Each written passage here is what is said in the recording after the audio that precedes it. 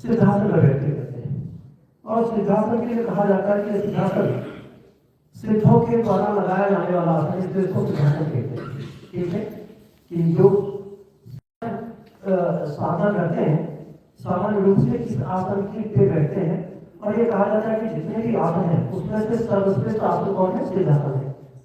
आपने नाड़ी शोधन का नाम सुना होगा, नाड़ी शोधन प्राणायाम सुनिए। नाड़ी शोधन प्राणायाम का मतलब होता है अनुलोम विलोम। अनुलोम विलोम कैसे करते हैं? पहले दाहिनी नासा को बंद करते हैं और फिर सांस लेते हैं, गहरी सांस लेते हैं और फिर बाईं नासा को बंद करके दाहिनी नास से छोड़ देते हैं। फिर दाहिनी नास से लेके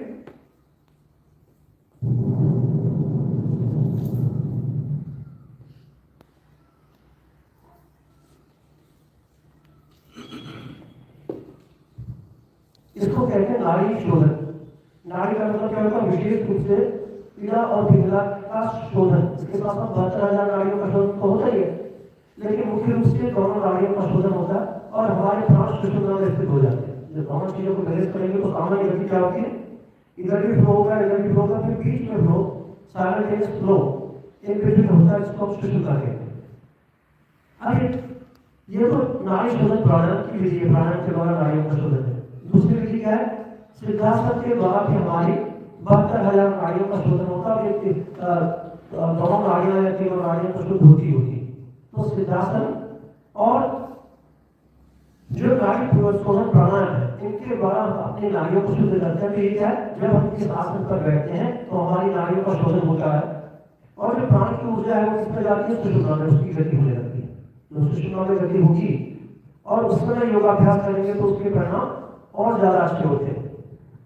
तो समझ लीजिए कि जो सिद्धासन है उस पर बैठने का अभ्यास करना है। उस अभ्यास को पुनः देखते हैं कि जो योग में हम सिद्धासन करते हैं और मन में सिद्धासन करते हैं उसका क्या अंतर है? बाईं एड़ी को आप देख सकते हैं, अपनी बाईं एड़ी को आप यहाँ पे रखें जहाँ पर रहता होता है गुदा और इंद्री के नीचे, उस पर लगभग एड़ी पर बैठते हैं। लगभग क्या है? एड़ी पर बैठते हैं, हड्डी का हिस्सा ना रहे, बाकी जो अन्य हिस्सा जो हमारा सॉफ्ट टिश्यू होता है उस पर उसको रखते हैं। और बीच में पुरुषों में इंद्री को रखते हैं, genital area between these two heels. और उसके बाद फिर हम दूसरे पैर को रखकर एड़ी को रखकर, और एड़ी कहाँ पर आती है? हमारी प्यूबिक सिम्फाइस पे आती है, जहाँ पर ये सामान्य होता है उस पर देते हैं। तो सामान्य प्रक्रिया तो यह है, इस पर बैठना ज्यादा देर तक संभव नहीं होता है क्योंकि आप इसके ऊपर बैठे हैं और इंद्री को दबा के बैठे, तो उसका अभिनय भी नहीं, हमारा उसका उद्देश्य भी नहीं। हमारा उद्देश्य है simple just we have to stimulate the lumbosacral plexus. और इस पर यदि इसको बैठने दीजिए, इसको हम लोगों ने क्या कहा? मर्द सिद्धासन का। मर्द सिद्धासन में आप देख सकते हैं कि हमारा जो पैर है, इधर जहाँ अंगूठा होता है उधर एक बड़ी हड्डी होती है और यहाँ छोटी उंगली होती है और एक छोटी हड्डी होती है जिसको टिबिया कहते हैं और इसको फिबुला कहते हैं। जो टिबिया की प्रोट्रूबरेंस होती है, ट्यूबरोसिटी होती है, उभार दिखता है ना, जिसको गड्ढे का उभार कहते हैं। और इसको समझ लेना और फिर देखना कि जो पैर हम नीचे रखते हैं उस पर जो हमारा फिबुला है, फिबुला की हड्डी पीछे रहेगी। अब ये जो हमारा फिबुला, ये टिबिया पोस्टीरियर पार्ट, जिसको कहते हैं टिबिया के पीछे की फोसा, पोस्टीरियर फोसा कहते हैं। अब इस पर हम लोग क्या करते हैं?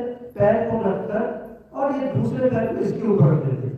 तो ये जो हमारी ट्यूबरोसिटी होती है वो कहाँ चली जाती है? दूसरे पैर की जो हड्डी के उभार के पीछे के स्थान पर चली जाती है, इसको कहते हैं पोस्टीरियर फोसा।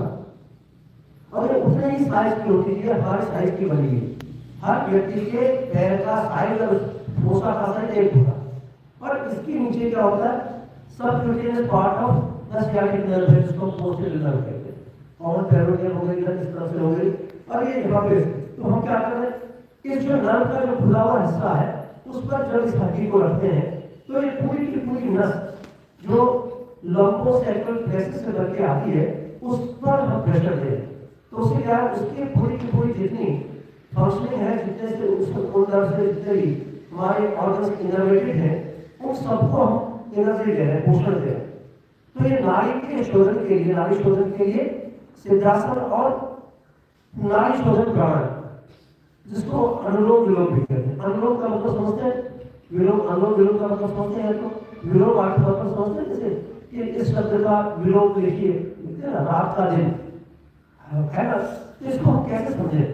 अनुलोम का मतलब क्या है कि जब हम सांस लेते हैं तो रोम को भी उनकी सहारे चले, ठीक है, और जब हम छोड़े तो उसके विपरीत चले। लोम किसको कहते हैं? शरीर के रोमों को लोम कहते हैं, ठीक है। तो अनुलोम और प्रतिलोम, इसको कैसे समझ में आता है?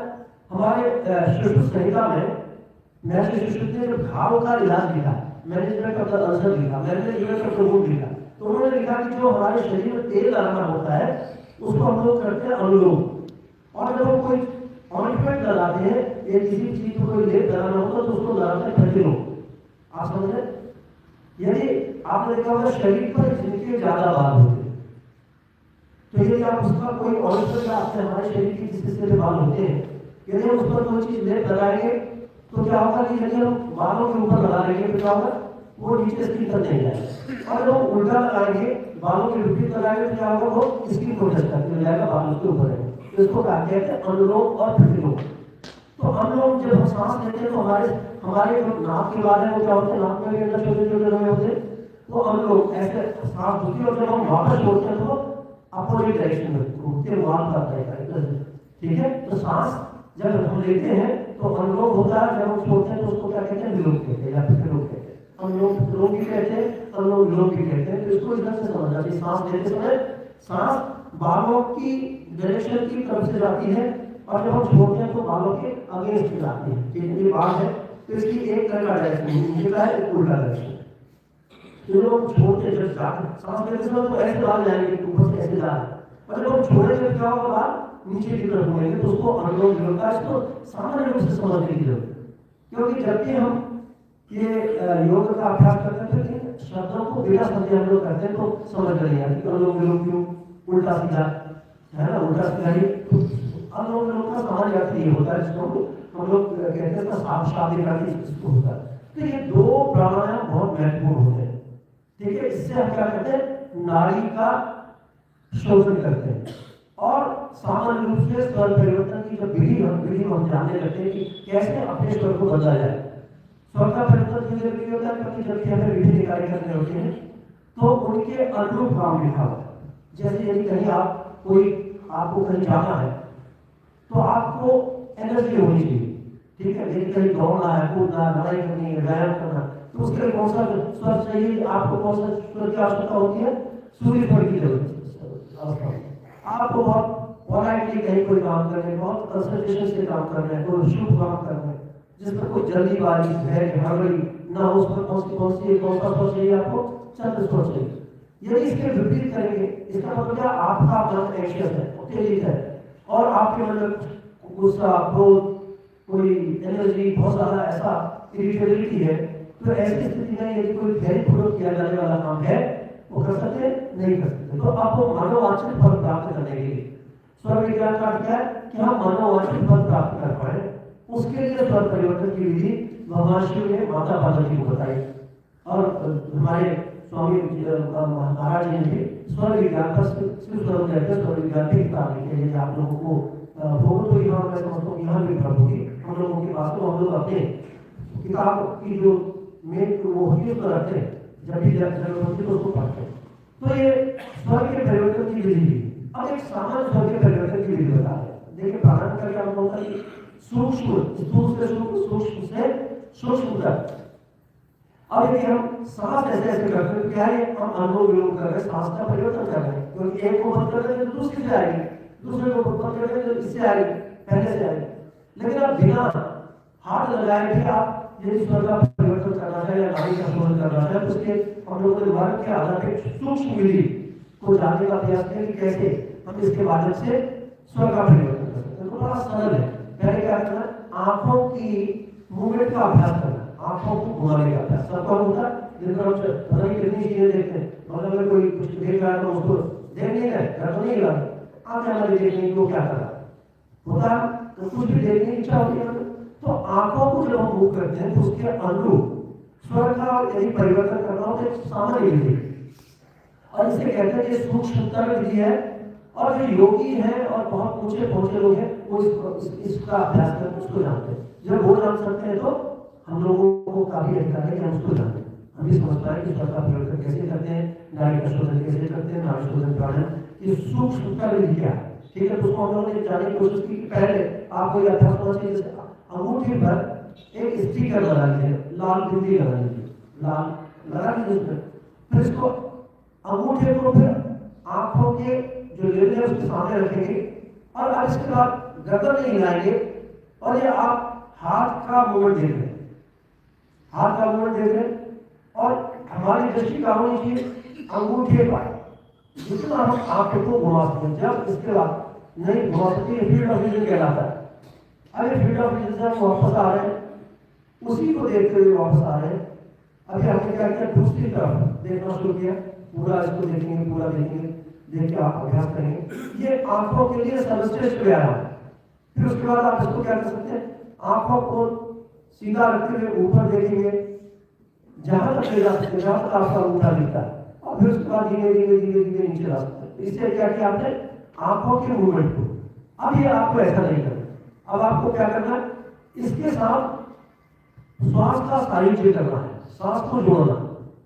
सबसे पहले क्या करना, हम कहां से लेते हैं, बाएं से लेते हैं, तो बाईं तरफ को देखने का अभ्यास करना। पूरी तरफ से हम आंखों को बाईं तरफ ले जा रहे हैं, देख रहे हैं, पूरी जितना भी मैक्सिमम मेरी लिमिट है मैं उसको मैंने अचीव किया है। बाईं तरफ सांस लिया और सांस को जोर से मैंने ले लिया, हल्के से, गहरी सांस लेनी है लेकिन हल्के से लेनी है, जो उसमें आवाज नहीं आनी चाहिए।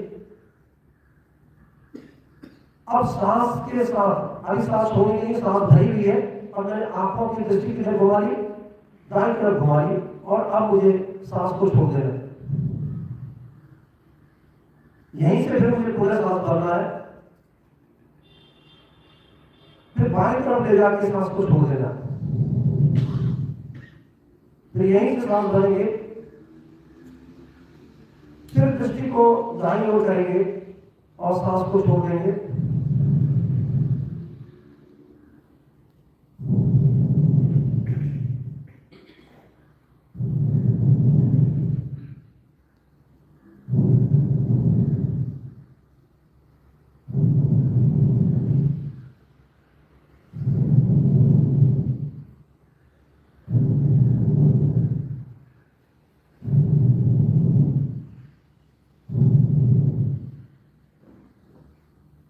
आप दाएं गिलास से सांस लेना चाहें तो दाईं तरफ से ले सकते हैं, बाईं तरफ सांस लेना चाहें तो बाईं तरफ से ले सकते हैं। स्वतः है, यह सूक्ष्म विधि है और इसका उपयोग हम लोग अपने नाड़ी शोधन के उसमें कर सकते हैं। इसका अभ्यास यदि आप देखें कि अभी ऑफिस चले गए, आपने अनुलोम विलोम नहीं किया या आपको कोई दिक्कत हो रही, ऐसा लग रहा है शरीर लगा हुआ, नाड़ी शोधन यदि ऐसे करने लगेंगे तो ऑफिस में संभव है। कुछ नहीं करना, आंखें बंद कर लीजिए, आंखें घुमानी भी नहीं, आंखें बंद करके फिर अंदर ही अंदर आंखों को घुमाने का अभ्यास करना, सांस का अभ्यास करना। तो ये नाड़ी शोधन की सूक्ष्मतम विधि है। और जब हम इस विधि को करते हैं तो आप अपने शरीर में ऊर्जा का प्रभाव देख सकते हैं कि कितनी ज्यादा एनर्जी आपके शरीर में रहती है, जिन पर आप ऊर्जावान बने रहते हैं। यदि आप इन चीजों को करते हैं और इनका अभ्यास निरंतर करते हैं तो ये एक अनुलोम विलोम की हमने सूक्ष्मतम विधि है। इसको नेत्र घूमना अनुलोम विलोम विधि हम लोग नाम, लेकिन आंखों को घुमाकर कैसे स्वर का परिवर्तन किया जाता है, नाड़ी का शोधन किया जाता है, ये बड़ा सरल अभ्यास है, कोई भी कर सकता है। आंखें बंद कर लीजिए, आंखें बंद करके बाईं तरफ घुमाइए, सांस ले लीजिए, फिर दाईं तरफ घुमाइए, सांस छोड़ दीजिए, फिर उसी तरफ से सांस लीजिए, फिर बाईं तरफ आंखों को घुमा के सांस छोड़ दीजिए, फिर वहीं से सांस लीजिए, दाईं तरफ आंखों को घुमा के सांस को छोड़ दीजिए, फिर सांस को दाईं तरफ ही रख कर लीजिए, फिर बाईं तरफ आंखों को घुमा लीजिए, सांस को छोड़ दीजिए, फिर यहीं से सांस लीजिए, फिर दाईं तरफ आंखों को घुमा लीजिए, सांस को छोड़ दीजिए। ये क्रम 10-15 बार करेंगे और यदि आप निरंतरता से करने लगते हैं तो आपको मजा आने लगता है, दिन भर करने की इच्छा होती है, इसको दिन भर करते हैं। तो जब भी आपके मन होगी तो आपको ये लगेगा कि यहाँ इसको आंखों को घुमा मिलेगी, तो स्वर का परिवर्तन सांस महसूस होती है। जिस तरह कि आप बाईं तरफ से देख रहे हैं तो फिर आप दाईं तरफ से घुमा के देखेंगे तो लगेगा कि सांस दाईं तरफ से आने लगे। तो ये स्वर का परिवर्तन नेत्रों की मसल्स को घूमने के साथ साथ किया जाता है। इसका एक वैज्ञानिक कारण है और इसके पीछे हमारा जो न्यूरोट्रोन्स है, जो हमारे नर्वोट्रोन्स है, जो हमारे मायोट्रोन्स है, ये काम करते हैं। जो नर्व है एडिक्स है उसकी नर्व सप्लाई वो काम करती है, उसके बाद आने से हम ये सारी चीजों को कर सकते हैं। तो ये दो चीजें मैंने आपको बताई कि ये सिद्धासन क्यों लगाते हैं और अनुलोम विलोम प्राणायाम क्यों करते हैं। तो इसकी ये सामान्य विधि है। और जब भी हम कोई योग अभ्यास करते हैं या कोई भी संकल्प करते हैं, आपने देखा कि जब हम पूजा में कोई संकल्प लेते हैं तो उससे 3 बार, उससे पहले पंडित जी कहते हैं कि 3 बार इसको प्राणायाम को करना है, उसके बाद संकल्प लेना होता है। तो जब भी हम दिन भर के कार्यों का जब संकल्प करना है कि अब उठे हैं, भगवान ने हमको ये आज का सूरज दिखाई है और अब हमें दिन भर अच्छे कार्य करने, तो उसके संकल्प कैसे करेंगे, उससे पहले प्राणायाम का अभ्यास करेंगे। विशेष रूप से इस प्राणायाम का अभ्यास करने से आप लोगों का मन, आत्मा, शरीर, इंद्रियां सब प्रसन्न रहेगी। तो इसलिए हमारी नाड़ी शोधक का बहुत एक तरह से बहुत ज्यादा अनुभव उपहार है। इस तरह से हम कैसे इसको ठीक कर सकते हैं, अपनी नाड़ियों को शुद्ध कर सकते हैं। अब ये अभ्यास हम लोग कुछ प्रारंभ करेंगे जो मन प्रमोशन के कार्य है और ये लगभग 10-11 मिनट पूरा प्रोसेस में लगता है। ठीक है, हम 40 मिनट जो नहीं कर सकते, 50 मिनट, 1-1.5 घंटा वॉक नहीं कर सकते। योग का अभ्यास कार्य हम आसन करेंगे तो भी उसमें बहुत ज्यादा समय लगता है। जो करना है कर सकते हैं, लेकिन जब नहीं कर सकते तो हमें इन चीजों को करना है या हफ्ते में 1, 2, 4, 6 बार तो ये जरूर करना, क्योंकि इसकी जो रिजल्ट है, रिजल्ट है बहुत ज्यादा मल्टीफोल्ड है। तो ये डायरेक्ट है और इनडायरेक्ट है। जैसे कि यदि रसगुल्ला के रखा है और हम उसको दूसरे को खिला के पूछें कि भाई ठीक बना नहीं बना, अच्छा है नहीं, मीठा नहीं है, मीठा कम है ज्यादा, पूछते थे। जैसे माता में होती थी बचपन में तो कोई दिन भर कभी खाती नहीं थी, व्रत में होती थी, तो यदि दाल में नमक कम है ज्यादा है तो किसको करके हमें बच्चों को चखाती थी। लोगों बेटे नमक ठीक ठाक है नहीं है, अपने नहीं चाहते, तो वो परिणाम किसको मिलेगा जो दूसरा कर रहा है। और यदि मैं खुद चख के बता रहा हूँ तो उसके परिणाम कुछ दूसरे होंगे, उसका अनुभव कुछ दूसरा हो। तो जब आप ये मानव प्राणायाम का अभ्यास करते हैं तो उसमें आपको वैसे ही परिणाम मिलते हैं कि भाई जो खुद चखने के बाद जो अनुभव होता है वही अनुभव आपका मानव प्राणायाम के बाद होता है। तो मानव प्राणायाम में हम लोग सिद्धासन में बैठते हैं, गहरी सांस का अभ्यास करते हैं, जिससे कि जो भी हमारी इंटरकॉस्टल मसल्स है, हमारा पूरा स्पाइन है, बिल्कुल रिलैक्स हो जाए। और उसके बाद फिर प्रथम अभ्यास के रूप में हम लोग करते हैं। देखिए यहाँ पर एक हमारे स्थान होता है जिसको हम लोग कहते हैं कूल पर, जो कल हम बता रहे थे कि डायबिटीज के लिए या इतने हिस्से के लिए हमने कल बता रहा कि 3 हिस्से होते हैं, एब्डोमेन के 3 हिस्से होते हैं। कितने लोग थे कल कितने लोगों ने अटेंड किया था? लगभग सारे लोग, कुछ लोग नहीं थे। तो हम लोगों ने बताया था कि हम पूरे थॉरैक्स और एब्डोमेन को 3 हिस्सों में डिवाइड कर सकते हैं फिजियोलॉजिकल। एनाटॉमिकल तो 2 हिस्सों में होता है, डायफ्राम से डिवाइड होता है, ऊपर की छाती नीचे का पेट। डायफ्राम किस में होता है? 2 हिस्से बन जाते हैं, 2 कमरे बन गए, 2 कंपार्टमेंट बन गए। पूरे ऊपर के हिस्से के 2 कंपार्टमेंट कैसे बन गए? बीच में डायफ्राम की दीवार है। तो ऊपर का हिस्सा हम लोग का अपर वाला, दूसरा नीचे का फ्लोर, ठीक है। तो ये इसमें क्या बेसमेंट या जो नीचे का हिस्सा है उसको उधर कहते हैं, ऊपर के इसको रोड कहते हैं। लेकिन एनाटॉमी के लिए हमने 3 हिस्सों में डिवाइड किया, फिजियोलॉजी के लिए 3 हिस्सों में डिवाइड किया। तो ऊपर का हिस्सा प्राणवायु के द्वारा संचालित होता है। इसके जितने भी काम है यहाँ के ऑर्गन्स है वो क्या करते हैं? प्राण के द्वारा संचालित है। हम सांस लेते हैं, खाना खाते हैं, अंदर जाते हैं, जो भी चीज है वो क्या करते हैं? प्राण के द्वारा करते हैं। अब इसके बाद बीच का जो हिस्सा है वो सामान्य वायु से होता है, या प्रोसेसिंग होती है, डाइजेशन होता है, मेटाबॉलिज्म होता है, ये जो है सामान्य वायु। और नीचे का हिस्सा अपान वायु से होता है, जिसका काम है एग्जिट। तो क्या करता है अपान वायु? जो हमारा मल है, मूत्र है, फिर हमारी जो अपान वायु है, फिर उसके बाद जो वीर्य है, जो रज है और गर्भ है, समय पर इनको बाहर निकालने का काम हमारे अपान वायु का होता है। तो तीनों चीजों के लिए हमारे अलग अलग मर्म स्थान है और उनको जब हम योगासन के माध्यम से स्टिमुलेट करते हैं तो क्या होता है?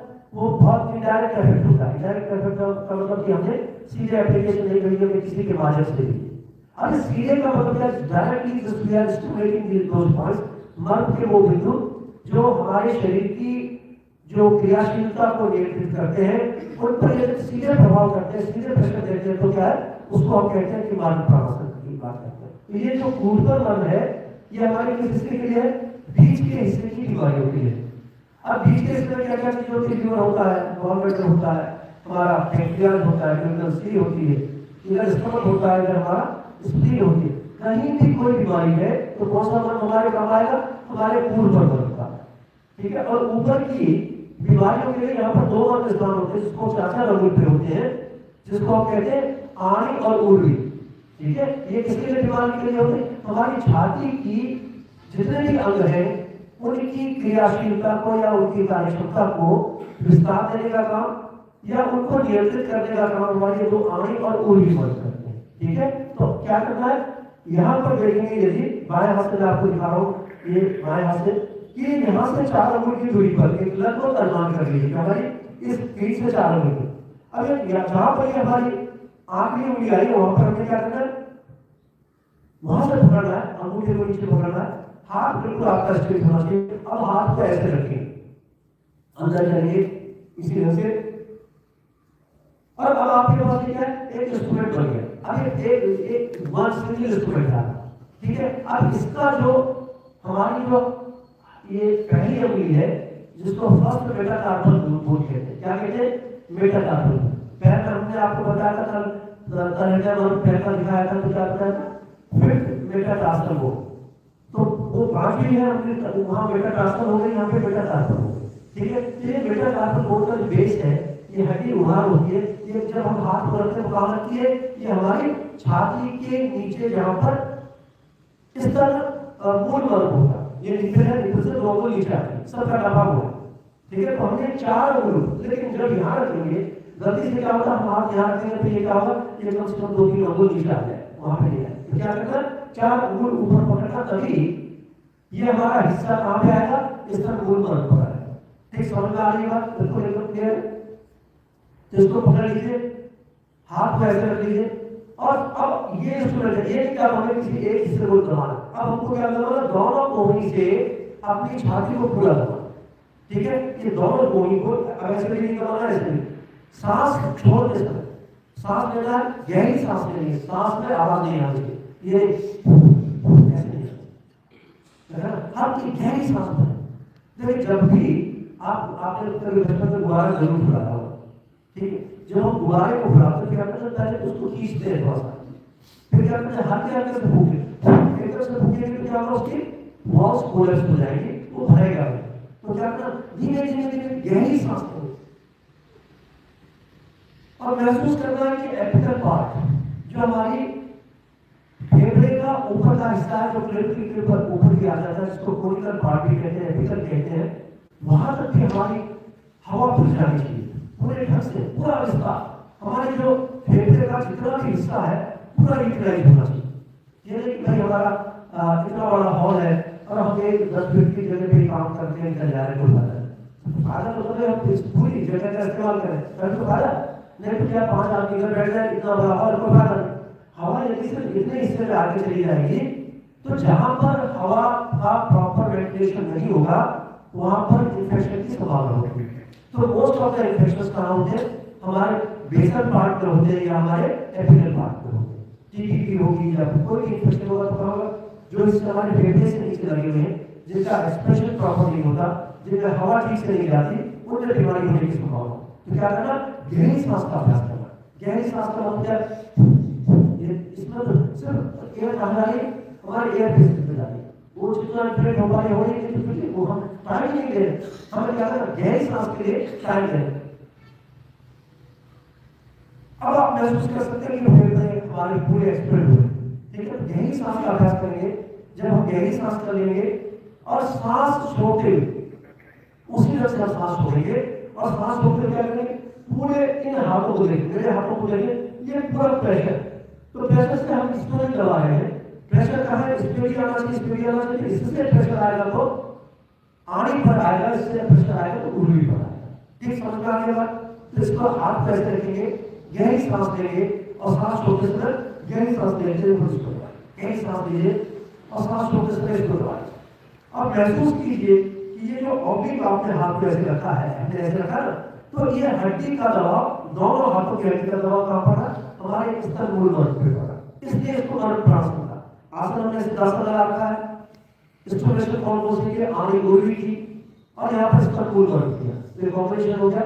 सामान्य प्राणायाम की गति है, सामान्य श्वास की गति है, प्राणायाम हो गया।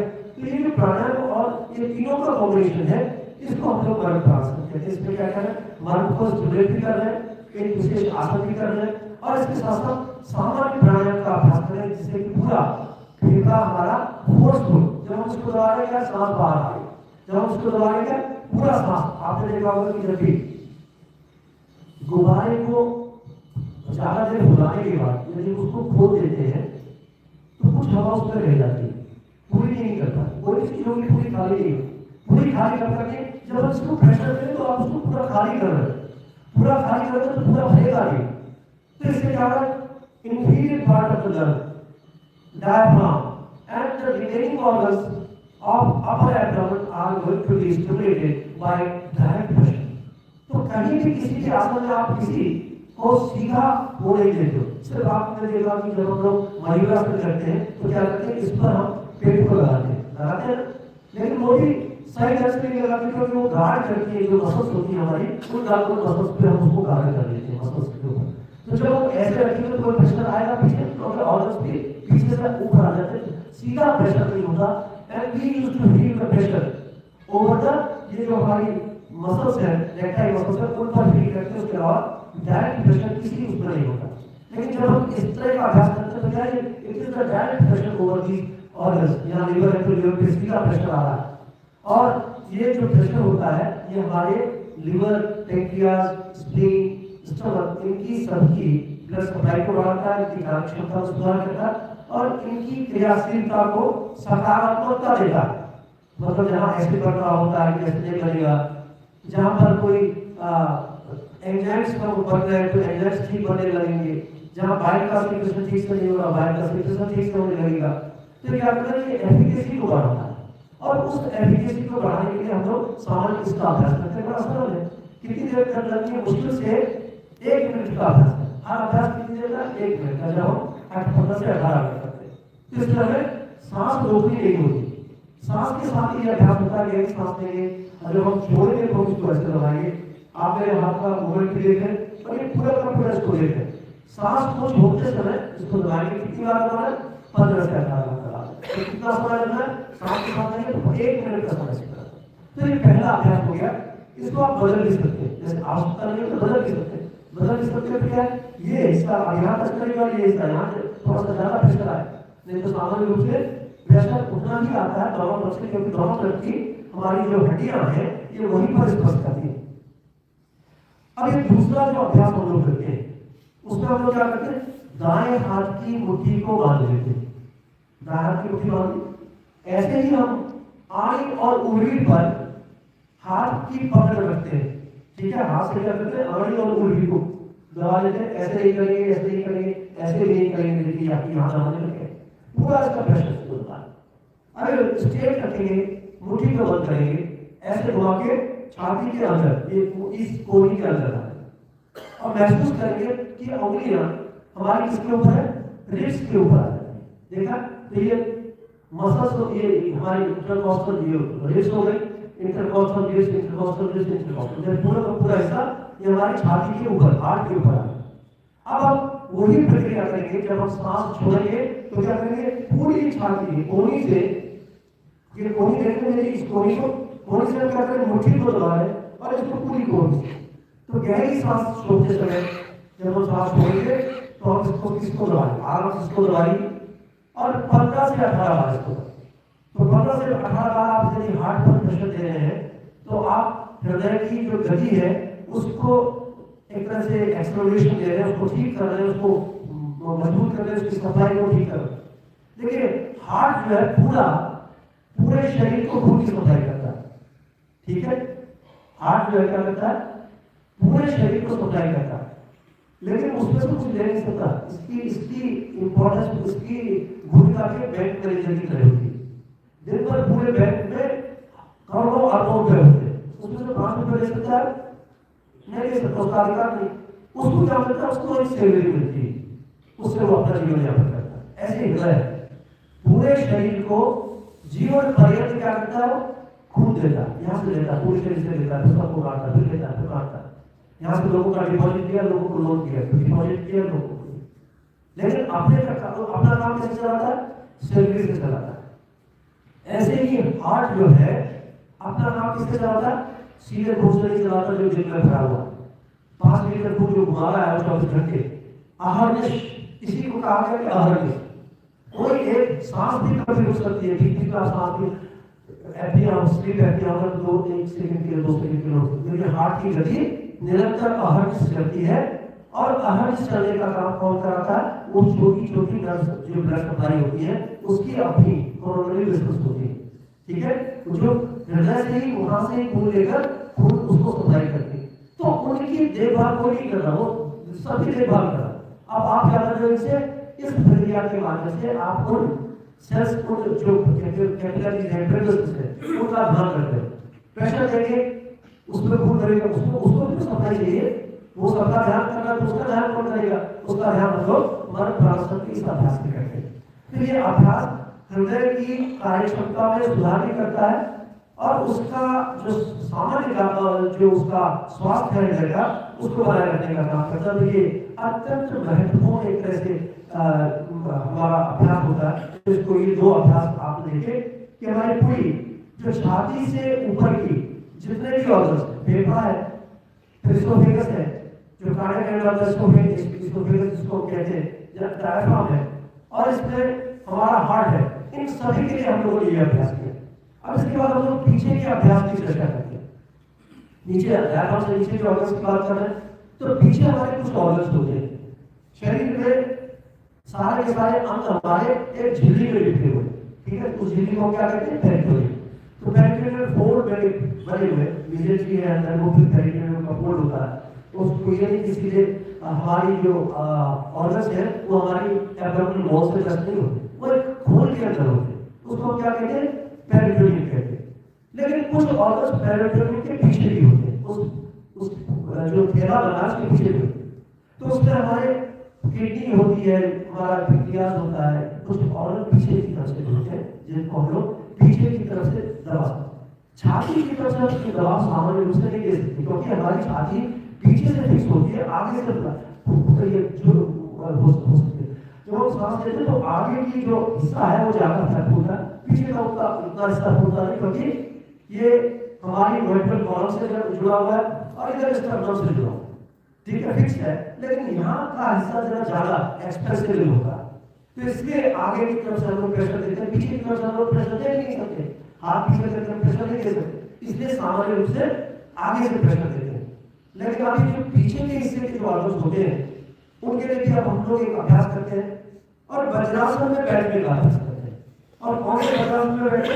जैसे मैंने आपको कहा कि मर्म सिद्धांत था, अब ये मर्म वज्रासन है। सामान्य रूप से जब हम लोग बैठते हैं वज्रासन में, क्योंकि ये रिविजन के तौर पर हम आपको बता दें कि जब हम योग के लिए वज्रासन करते हैं तो हमारे पैरों की स्थिति क्या होती है? इस तरह से हम लोग बैठते हैं। देख रहे हैं, इसमें आप निरंतर घंटों तक बैठ सकते हैं। कई लोगों को हम लोगों ने अभ्यास देखा कि बहुत सारे लिखने पढ़ने का काम बचे भी हैं, बहुत सारे इस पोस्टर में करते हैं। लेकिन इसमें सुधार क्या है? इसमें सुधार क्या करना मर्म के सापेक्ष, क्योंकि यहाँ पर एक बहुत महत्वपूर्ण मर्म बिंदु होता है जिसको हम लोग कटिक तरुण कहते हैं। कटिक कहते हैं कमर को, और तरुण कहते हैं यूथफुलनेस को, जवानी को, उसकी जो, तो उसके लिए क्या करते हैं? दोनों एड़ियों को मिला लीजिए और उस पर बैठने का अभ्यास कीजिए। तो जितना हमारे यहाँ से लगभग 4 अंगुल की दूरी पर, यहाँ पर दोनों जगह एक मर्म बिंदु होता है जिसको हम कहते हैं कटिक करो।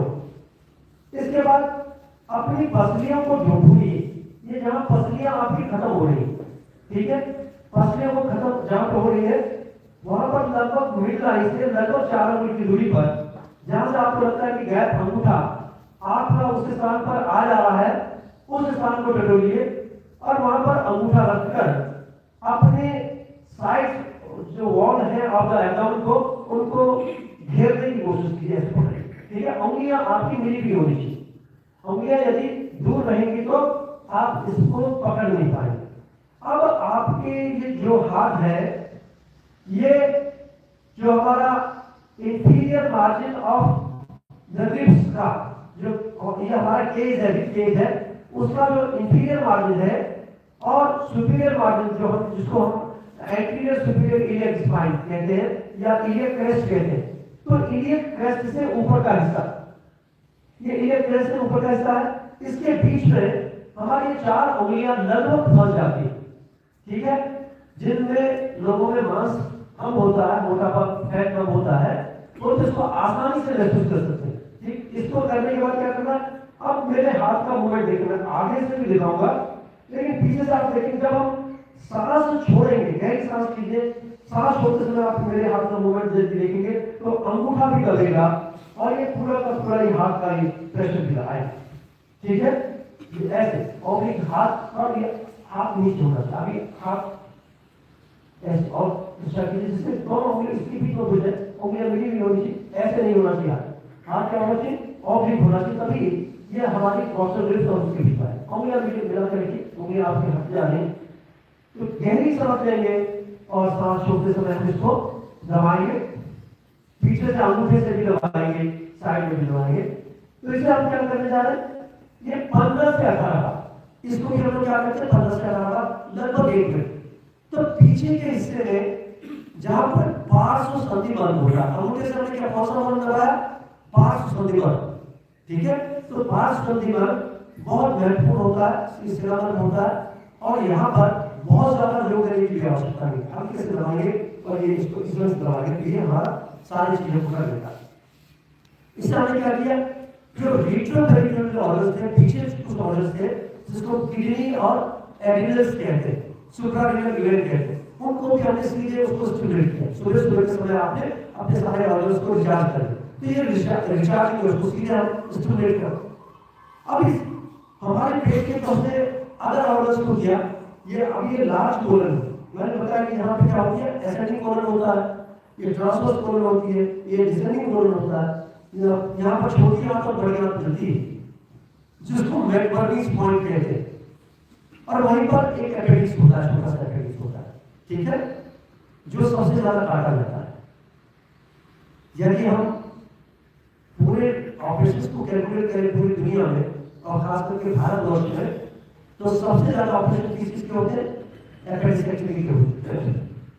वो सबसे निरीह प्रणाली है, सबसे महत्वपूर्ण है, लेकिन ये पेट खो दिया तो एपेंडिक्स काटना ही काटना है, कोई बीमारी नहीं मिली तो ही काटना है कि भाई बाद में परेशान करेगा, बाद में कभी गड़बड़ होगी तो एपेंडिक्स को पहले काटने का ऐसा, ठीक है। तो यहाँ पर क्या होता है, एपेंडिक्स होती है और इस जगह को हम कहते हैं कि it is the most infective part of the intestine. यहाँ पर ही स्मॉल इंटेस्टाइन और लार्ज इंटेस्टाइन मिलती है, जहाँ बड़ा पाइप और छोटा पाइप लेगा तो वहाँ गंदगी रुकेगी ना, एक तरह का फ्लो होगा तो नहीं रुकेगी, लेकिन एक बड़ा पाइप है और एक छोटा पाइप है, क्या होगा वहाँ पर छोटे पाइप से बड़े पाइप पे जाती है तो गंदगी रुकने की संभावना होती है, तो इन्फेक्शन सबसे ज्यादा यहीं पे होता है। तो उसका कोई एक्सरसाइज नहीं करता, हम इसमें क्या करते हैं, रोज इसको 2 बार या सुबह शाम इसको हम लोग दबा रहे हैं, तो इसको ऐसे पूरा दबा रहे हैं, क्या है इसके ब्लड सर्कुलेशन को इनहांस कर रहे हैं, उसके मूवमेंट को हम प्रोवोक कर रहे हैं, and then we are taking care of the health of the ileocecal junction. और जो एनवायरनमेंट है, ये ऑर्गेनिक एनवायरनमेंट होता है, हर ऑर्गन का एक एनवायरनमेंट होता है, एनवायरनमेंट समझते हैं, अच्छे व्यक्ति के चारों तरफ का वातावरण होता है, ठीक है। तो हमारे ऑर्गन्स का एनवायरनमेंट क्या होता है, फेफड़े का एनवायरनमेंट क्या होगा, उस पर ब्लड होगा, उसमें ऑक्सीजन होगी, उसमें कार्बन डाइऑक्साइड होगी, ये एनवायरनमेंट है उसका, उसकी झिल्ली होगी, झिल्ली का पानी होगा, तो चारों तरफ का हमारे खाने की थैली का स्टमक में क्या होगा, उसमें एंजाइम होगा, एंजाइम होंगे, है ना, पेप्सिन होगा, पेप्सिन होगा, ये होगा, उसका एनवायरनमेंट होगा।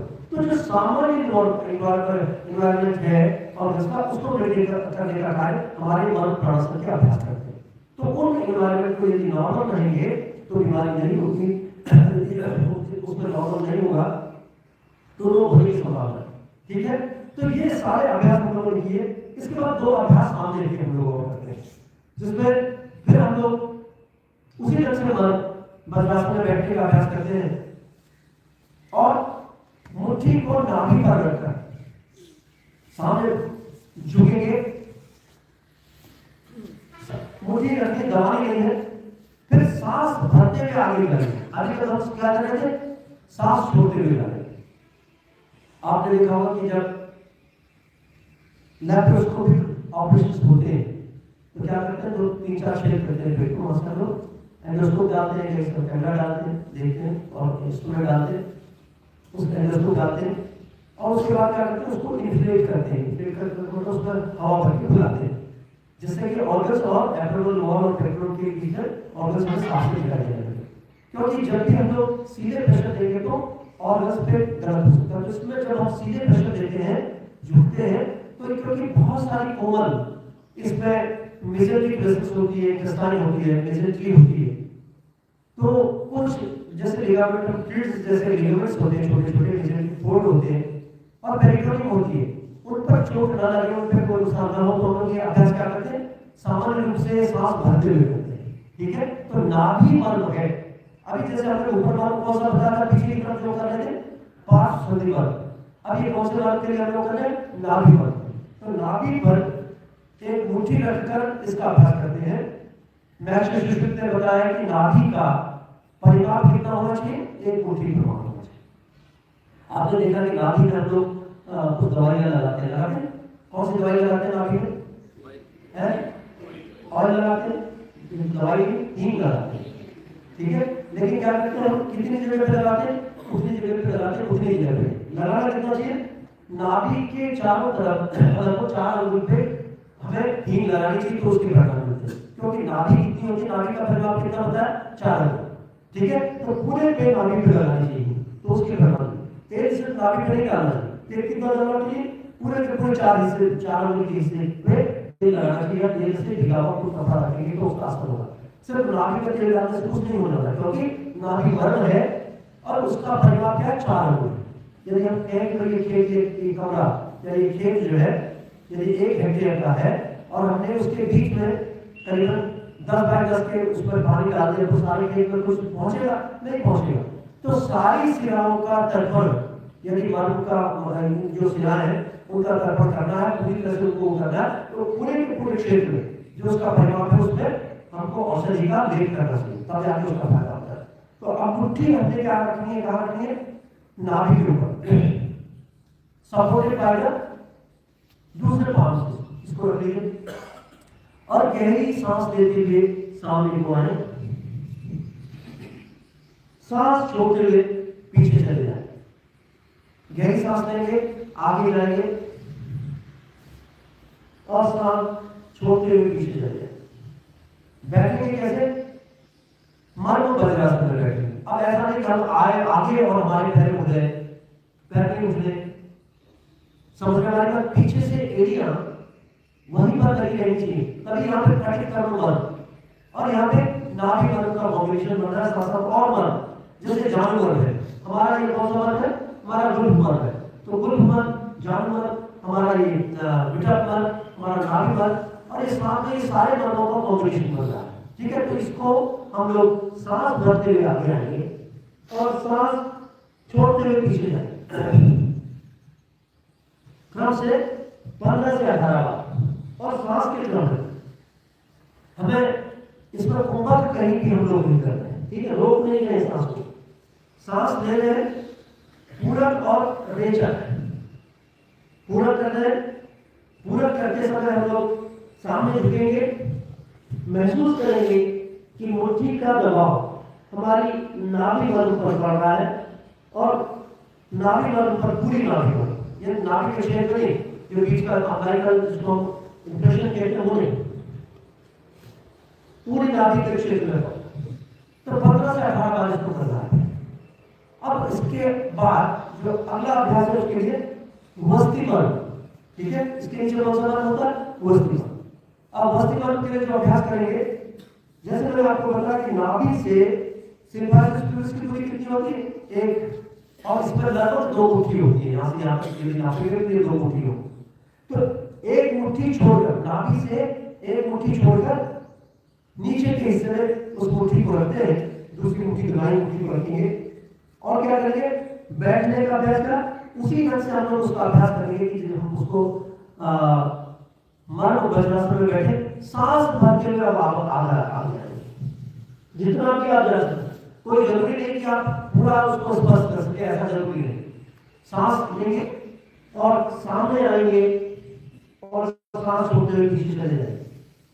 ठीक है, सांस लीजिए, सामने आइए और सांस छोड़ते हुए पीछे चले जाइए। किसी ढंग का कोई अतिरिक्त दबाव नहीं है।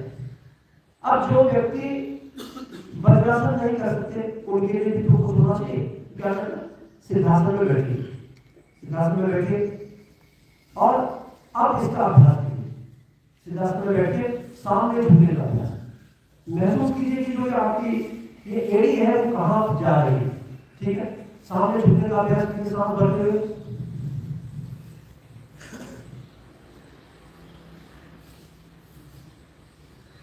ये प्रोस्टेट के लिए, यूरिनरी ब्लैडर डिसऑर्डर्स के लिए, पेशाब की तकलीफों के लिए हम लोग इसका अभ्यास करते हैं। गहरी सांस लेंगे क्योंकि थोड़ी सी ऊपर है, जितना झुक सकते हैं उतना, ये जबरदस्ती झुकना नहीं। और ये हमारे, हम बैठे हैं इस आसन में, बैठे बैठे रहना चाहिए, ये नहीं हम ऐसे उठ जाए, ऐसे नहीं करना, ठीक है। गहरी सांस लेंगे, सांस छोड़ते समय पीछे आएंगे, सांस भरते समय इसको जाएंगे और महसूस करेंगे कि ये आपकी जो एड़ी है वो कहाँ पर दबाव दे रही है। दबाव कहाँ पे दीजिए, सिंपैथेटिक के ऊपर, उस रीजन में जहाँ पर ये वस्ती वर्ग होता है, तो वस्ती वर्ग के सापेक्ष आप इसको कर सकते हैं। इससे भी आप इसका प्रभाव ले सकते हैं। तो ये सारे अभ्यास हम लोगों ने किए। मैं समझता हूँ सभी लोग जानता है कि इसमें जितने भी ऑर्गन्स हैं हमारे एब्डोमेन में, ये हमने क्या किया, जब हमने हाथ गुलाबी करा था तो स्मॉल इंटेस्टाइन के जितने बॉल्स थे, आंखें होती है ना, बीच में छोटी आंखें होती है जो इधर उधर भी जा सकती हैं, मतलब ये फिक्स नहीं होती, दे आर इमेजिनरी में बनी हुई होती है, लेकिन फ्री होती है, कहीं फिक्स ऐसा नहीं होता कि कितनी जगह फ्री रहेंगी, ठीक है। पूरे एब्डोमेन में घूम सकती है स्पेस में अंदर के पार्ट में। तो हमने इनको भी स्टिमुलेट किया। तो अब कोई बता सकता है कि इसमें कौन सा अंग हमारे शरीर का इन अभ्यासों में छूटा? एक बता दीजिए, एक अंग बताइए जिस पर हमने सीधे दबाव में डाला। कोई एक अंग हो है? अभी जो हम दबा रहे हैं ना, ये लीवर के ऊपर पूरा का पूरा, लीवर पैंक्रियास सब पूरी इसको दबा रहे हैं, ये सब लीवर पैंक्रियास है। अभी थायराइड की बात उठ रही है, अभी यहाँ से नीचे की बात है। थायराइड की बात बताएं, लंग्स पे नहीं है, लंग्स में ये पूरा जो आप दबा रहे हो भाई, ये सब लंग्स के लिए कर रहे हो, आंखों से ये सब लंग्स यही तो है, लंग्स ये पूरा दबा रहे हो, उससे पूरे पूरे कैबिन को दबा रहे हैं। स्मॉल इंटेस्टाइन ये नाभि पे रखा तो स्मॉल इंटेस्टाइन की होती है, और कहाँ लार्ज इंटेस्टाइन को हमने ये दे रहे हैं तो लार्ज इंटेस्टाइन, ऐसा नहीं करो, ऐसा नहीं करो, सी कम सी और सब है। गॉलब्लैडर के नीचे आ गया, लीवर है, लीवर के नीचे, लीवर के साथ गॉलब्लैडर है, यहाँ पे ड्यूटल सी है, पैंक्रियास है, स्टमक है, यहाँ पे हमारा स्प्लीन है। ये इंटरनली ऑर्गन है सारे। इधर नीचे के हिस्से में यूट्रस आ गया, यूरिनरी ब्लैडर आ गया, रेक्टम आ गया, जब हम लास्ट पर तो कोई भी ऑर्गन हमने क्या है, लगभग नहीं होगा, ठीक है। अब ये अभ्यास करने के बाद हम लोग ऊपर के हिस्से की तरफ आते हैं। हमने क्या किया, इतने हिस्से को हमने स्टिमुलेट कर दिया। अब गले को लेकर अभी आपने कहा कि थायराइड को लेकर, ठीक है, बिल्कुल सही है। जब हम इस मन प्रणाली की चर्चा कर रहे हैं तो हम चार चीजों को देख रहे हैं, शरीर, इंद्रिय, हमारा मन जिसको सब कहते हैं, और आत्मा, चारों चीजों का अभ्यास हमें करना, ठीक है। चारों चीजों के लिए क्या है, ये अभ्यास है। तो शरीर का अभ्यास करेंगे, आसन लगा रखा है, आगे कर रहे हैं, पीछे कर रहे हैं, इसको दबा रहे, फिर सारे शरीर को दबा, ठीक है। तो हमारे पैर मुड़े हुए वज्रासन कर रहे हैं, सिद्धासन करेंगे ना, तो सारे नीचे का हिस्सा भी हो गया। हाथ को दबा रहे हैं तो हाथ के सारे हिस्से को सब दबा रहे हैं, ये सब हाथ को भी कर दिया हमने, जितने बार हमने दबा दिए। शरीर के आगे के जितने वर्ग है, पीछे का हम लोगों ने पार्श्व वर्ग, लगभग सारे ऑर्गन दबा। यदि आप सोच के बताएं, शाम तक बता दें, कोई एक अंग यदि आप बता देंगे तो ₹1 का कैश प्राइज हम लोगों की तरफ से रखा गया है कि भाई इसमें कोई एक अंग छूट गया। इसका मतलब क्या है कि each and every organ is directly stimulated by these practices. तो कोई ऐसी चीज छूटी नहीं है शरीर में जो आप सीधे इन प्रक्रियाओं के माध्यम से स्टिमुलेट नहीं करते। तो इसके बाद कोई आसान नहीं हो सकता, कोई प्रक्रिया, कोई प्रोसीजर नहीं हो सकता, कोई प्रोसेस नहीं हो सकता, ठीक है। तो अब इसके बाद गले की बात करते हैं। अब हम ऐसे ऐसे दबाएंगे, तो अब हम क्या करेंगे, गले को ऐसे ऐसे दबाएंगे। पॉसिबल है?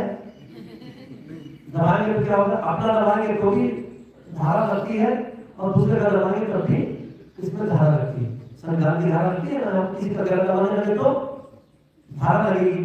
अपना भी दबाने लोग कहेंगे अपना गला दबाना है तो उसमें भी धारा लगेगी। तो उस धारा के विपरीत काम करना। तो क्या करना है, हमारे कंठ में गले में लगभग नहीं पूरे 14 मर्द स्थान होते हैं। कितने होते? 14 मर्द स्थान। और ये बहुत महत्वपूर्ण है।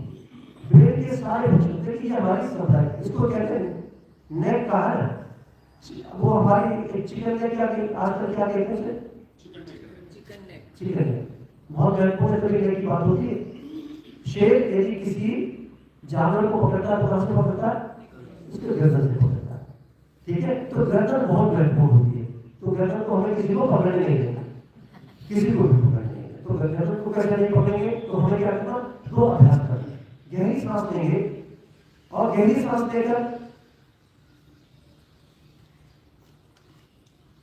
आवाज नहीं निकालनी, सिंहासन करते हैं तो कितनी जोर से हमें सांस छोड़नी है। कल प्रोड्यूसर एक्सरसाइज इसको कहते हैं जीवा निष्क्रमण। जो हमारा ये आसन है जीवा पर बाहर निकालेंगे तब प्रोड्यूसर एक्सरसाइज हम लोग कहते हैं। तब तो प्रोड्यूस करेंगे, बाहर करेंगे, गहरी सांस लेंगे और इतनी जोर से करेंगे कि हमारी गर्दन तक हिलने लगे। बचपन में करते थे कि ऐसे बचपन में छोटे बच्चे करते हैं गर्दन को कि नसों को निकालना, ऐसे करते हैं। ऐसा ही करना कि गर्दन हमारी पीछे तक हिल जाए, तो काटी का बंद कर दे। तो गहरी सांस लेंगे और सांस छोड़ते समय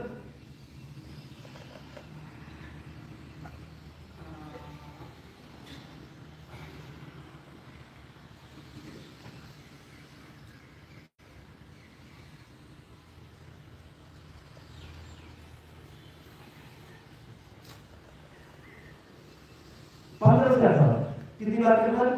15 से 18 बार आप इसको आसन को करना। ठीक समझ आ गया? ये पहला आसन है जिसमें हम नेगेटिव प्रेशर क्रिएट कर रहे हैं। जो हमारा जो गला है इसको कहते हैं थ्रोट और इसको क्या कहते हैं नेक। तो थ्रोट में जो हमारे 12 मर्द है यहाँ पे लगे हुए 4 इधर 2 इधर 2 इधर 6 इधर है 6 इधर 12 मर्द है और 2 मर्द कितने पीछे। तो 14 के 14 मर्दों को स्टोरेज करने की टेक्निक है। अब इस दूसरी विधि इसमें हमने क्या किया? नेगेटिव प्रेशर क्रिएट किया। सारा निकाल तो नेगेटिव प्रेशर क्रिएट किया। अब पॉजिटिव प्रेशर क्रिएट करना है। क्या करना? गहरी सांस लेंगे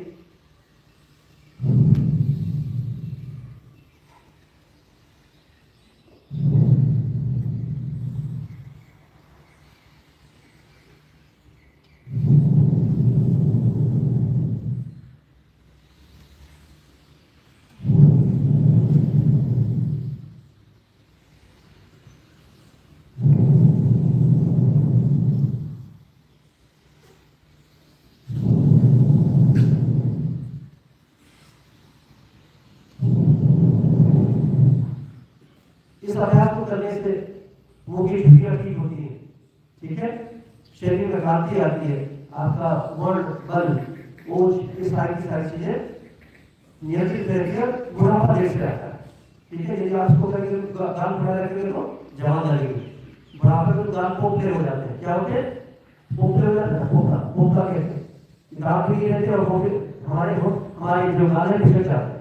तो बुढ़ापे के लक्षण, तो बुढ़ापे से दूर करना तो क्या करना? इसका अभ्यास करना। गहरी सांस लीजिए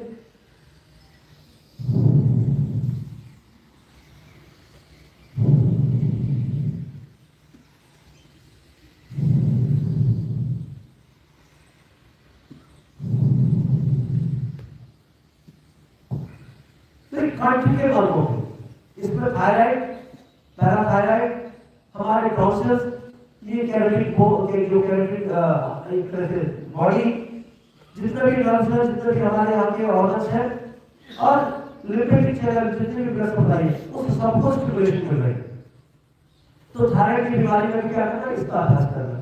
तो थायराइड की बीमारी में इसका अभ्यास कर सकते हैं, टॉन्सिल्स में भी इसका अभ्यास कर सकते हैं, थायराइड में कहीं कोई दिक्कत होगी तो उसका अभ्यास कर सकते हैं। गले की समस्त बीमारियों में वोकल कॉर्ड में कहीं कोई दिक्कत है तो इसका अभ्यास कर सकते हैं। ओरोफेरिंक्स में कहीं दिक्कत है तो उसको अभ्यास कर सकते हैं। नेसोफेरिंक्स में कहीं कोई दिक्कत है तो उसका अभ्यास कर सकते हैं। तो सारी चीजों के लिए हमारे कंठ के वर्ग, तो हमने कंठ के 14 के 14 वर्ग को स्टूडेंट किया। तो इसको हमने क्या कहा?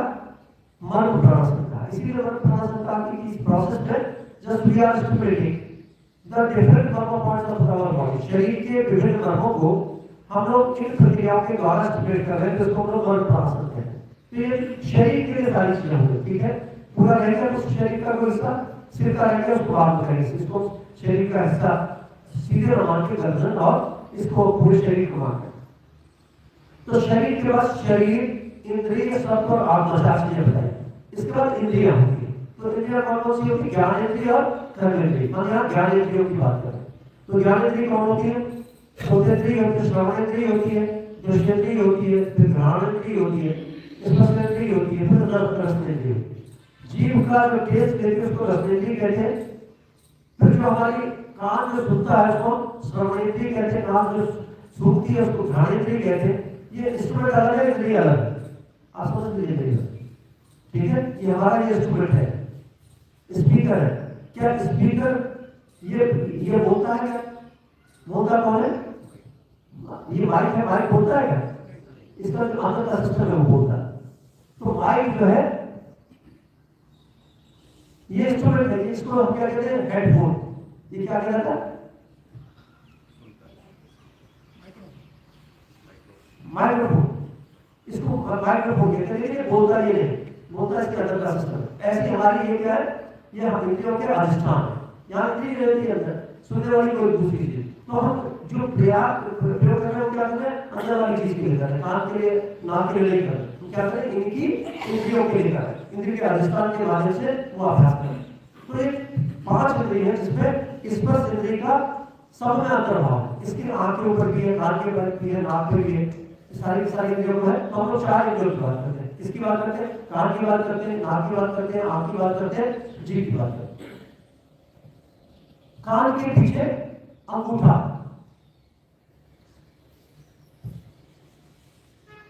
दो उंगलियां कनपटी पर, इसके नीचे हमारी आई होती। देखिए पहले महसूस कर लीजिए, यहां पर 2 गड्ढे होते हैं। एक गड्ढा होता है यहाँ पर, एक थोड़ा सा ऊपर हड्डी का एक गड्ढा दूसरा होता है। ऐसे ही दोनों तरफ हमारे अंगूठा कहाँ जाएगा? कान के पीछे जो नर्व होता है उसको कहते हैं विधुर नर्व। कौन सा नर्व कहते हैं? विधुर। यहाँ पर 2 नर्व होते हैं जिसको अपान और आवर्त कहते हैं। अब ये जो हमारी बीच की उंगली, ये जो हमारी रिंग फिंगर है, इसके फेस ओवर ये जंक्शन है, जो फ्रंटल बोन और टेंजेंट बोन, नाक की जड़ पर, दोनों तरफ से हमारी क्या है? ऐसे उंगली आती है नाक की जड़ पर। और जो छोटी उंगली है उसको हम लोग नाक के दोनों तरफ यदि रखेंगे, ऐसे रखिए,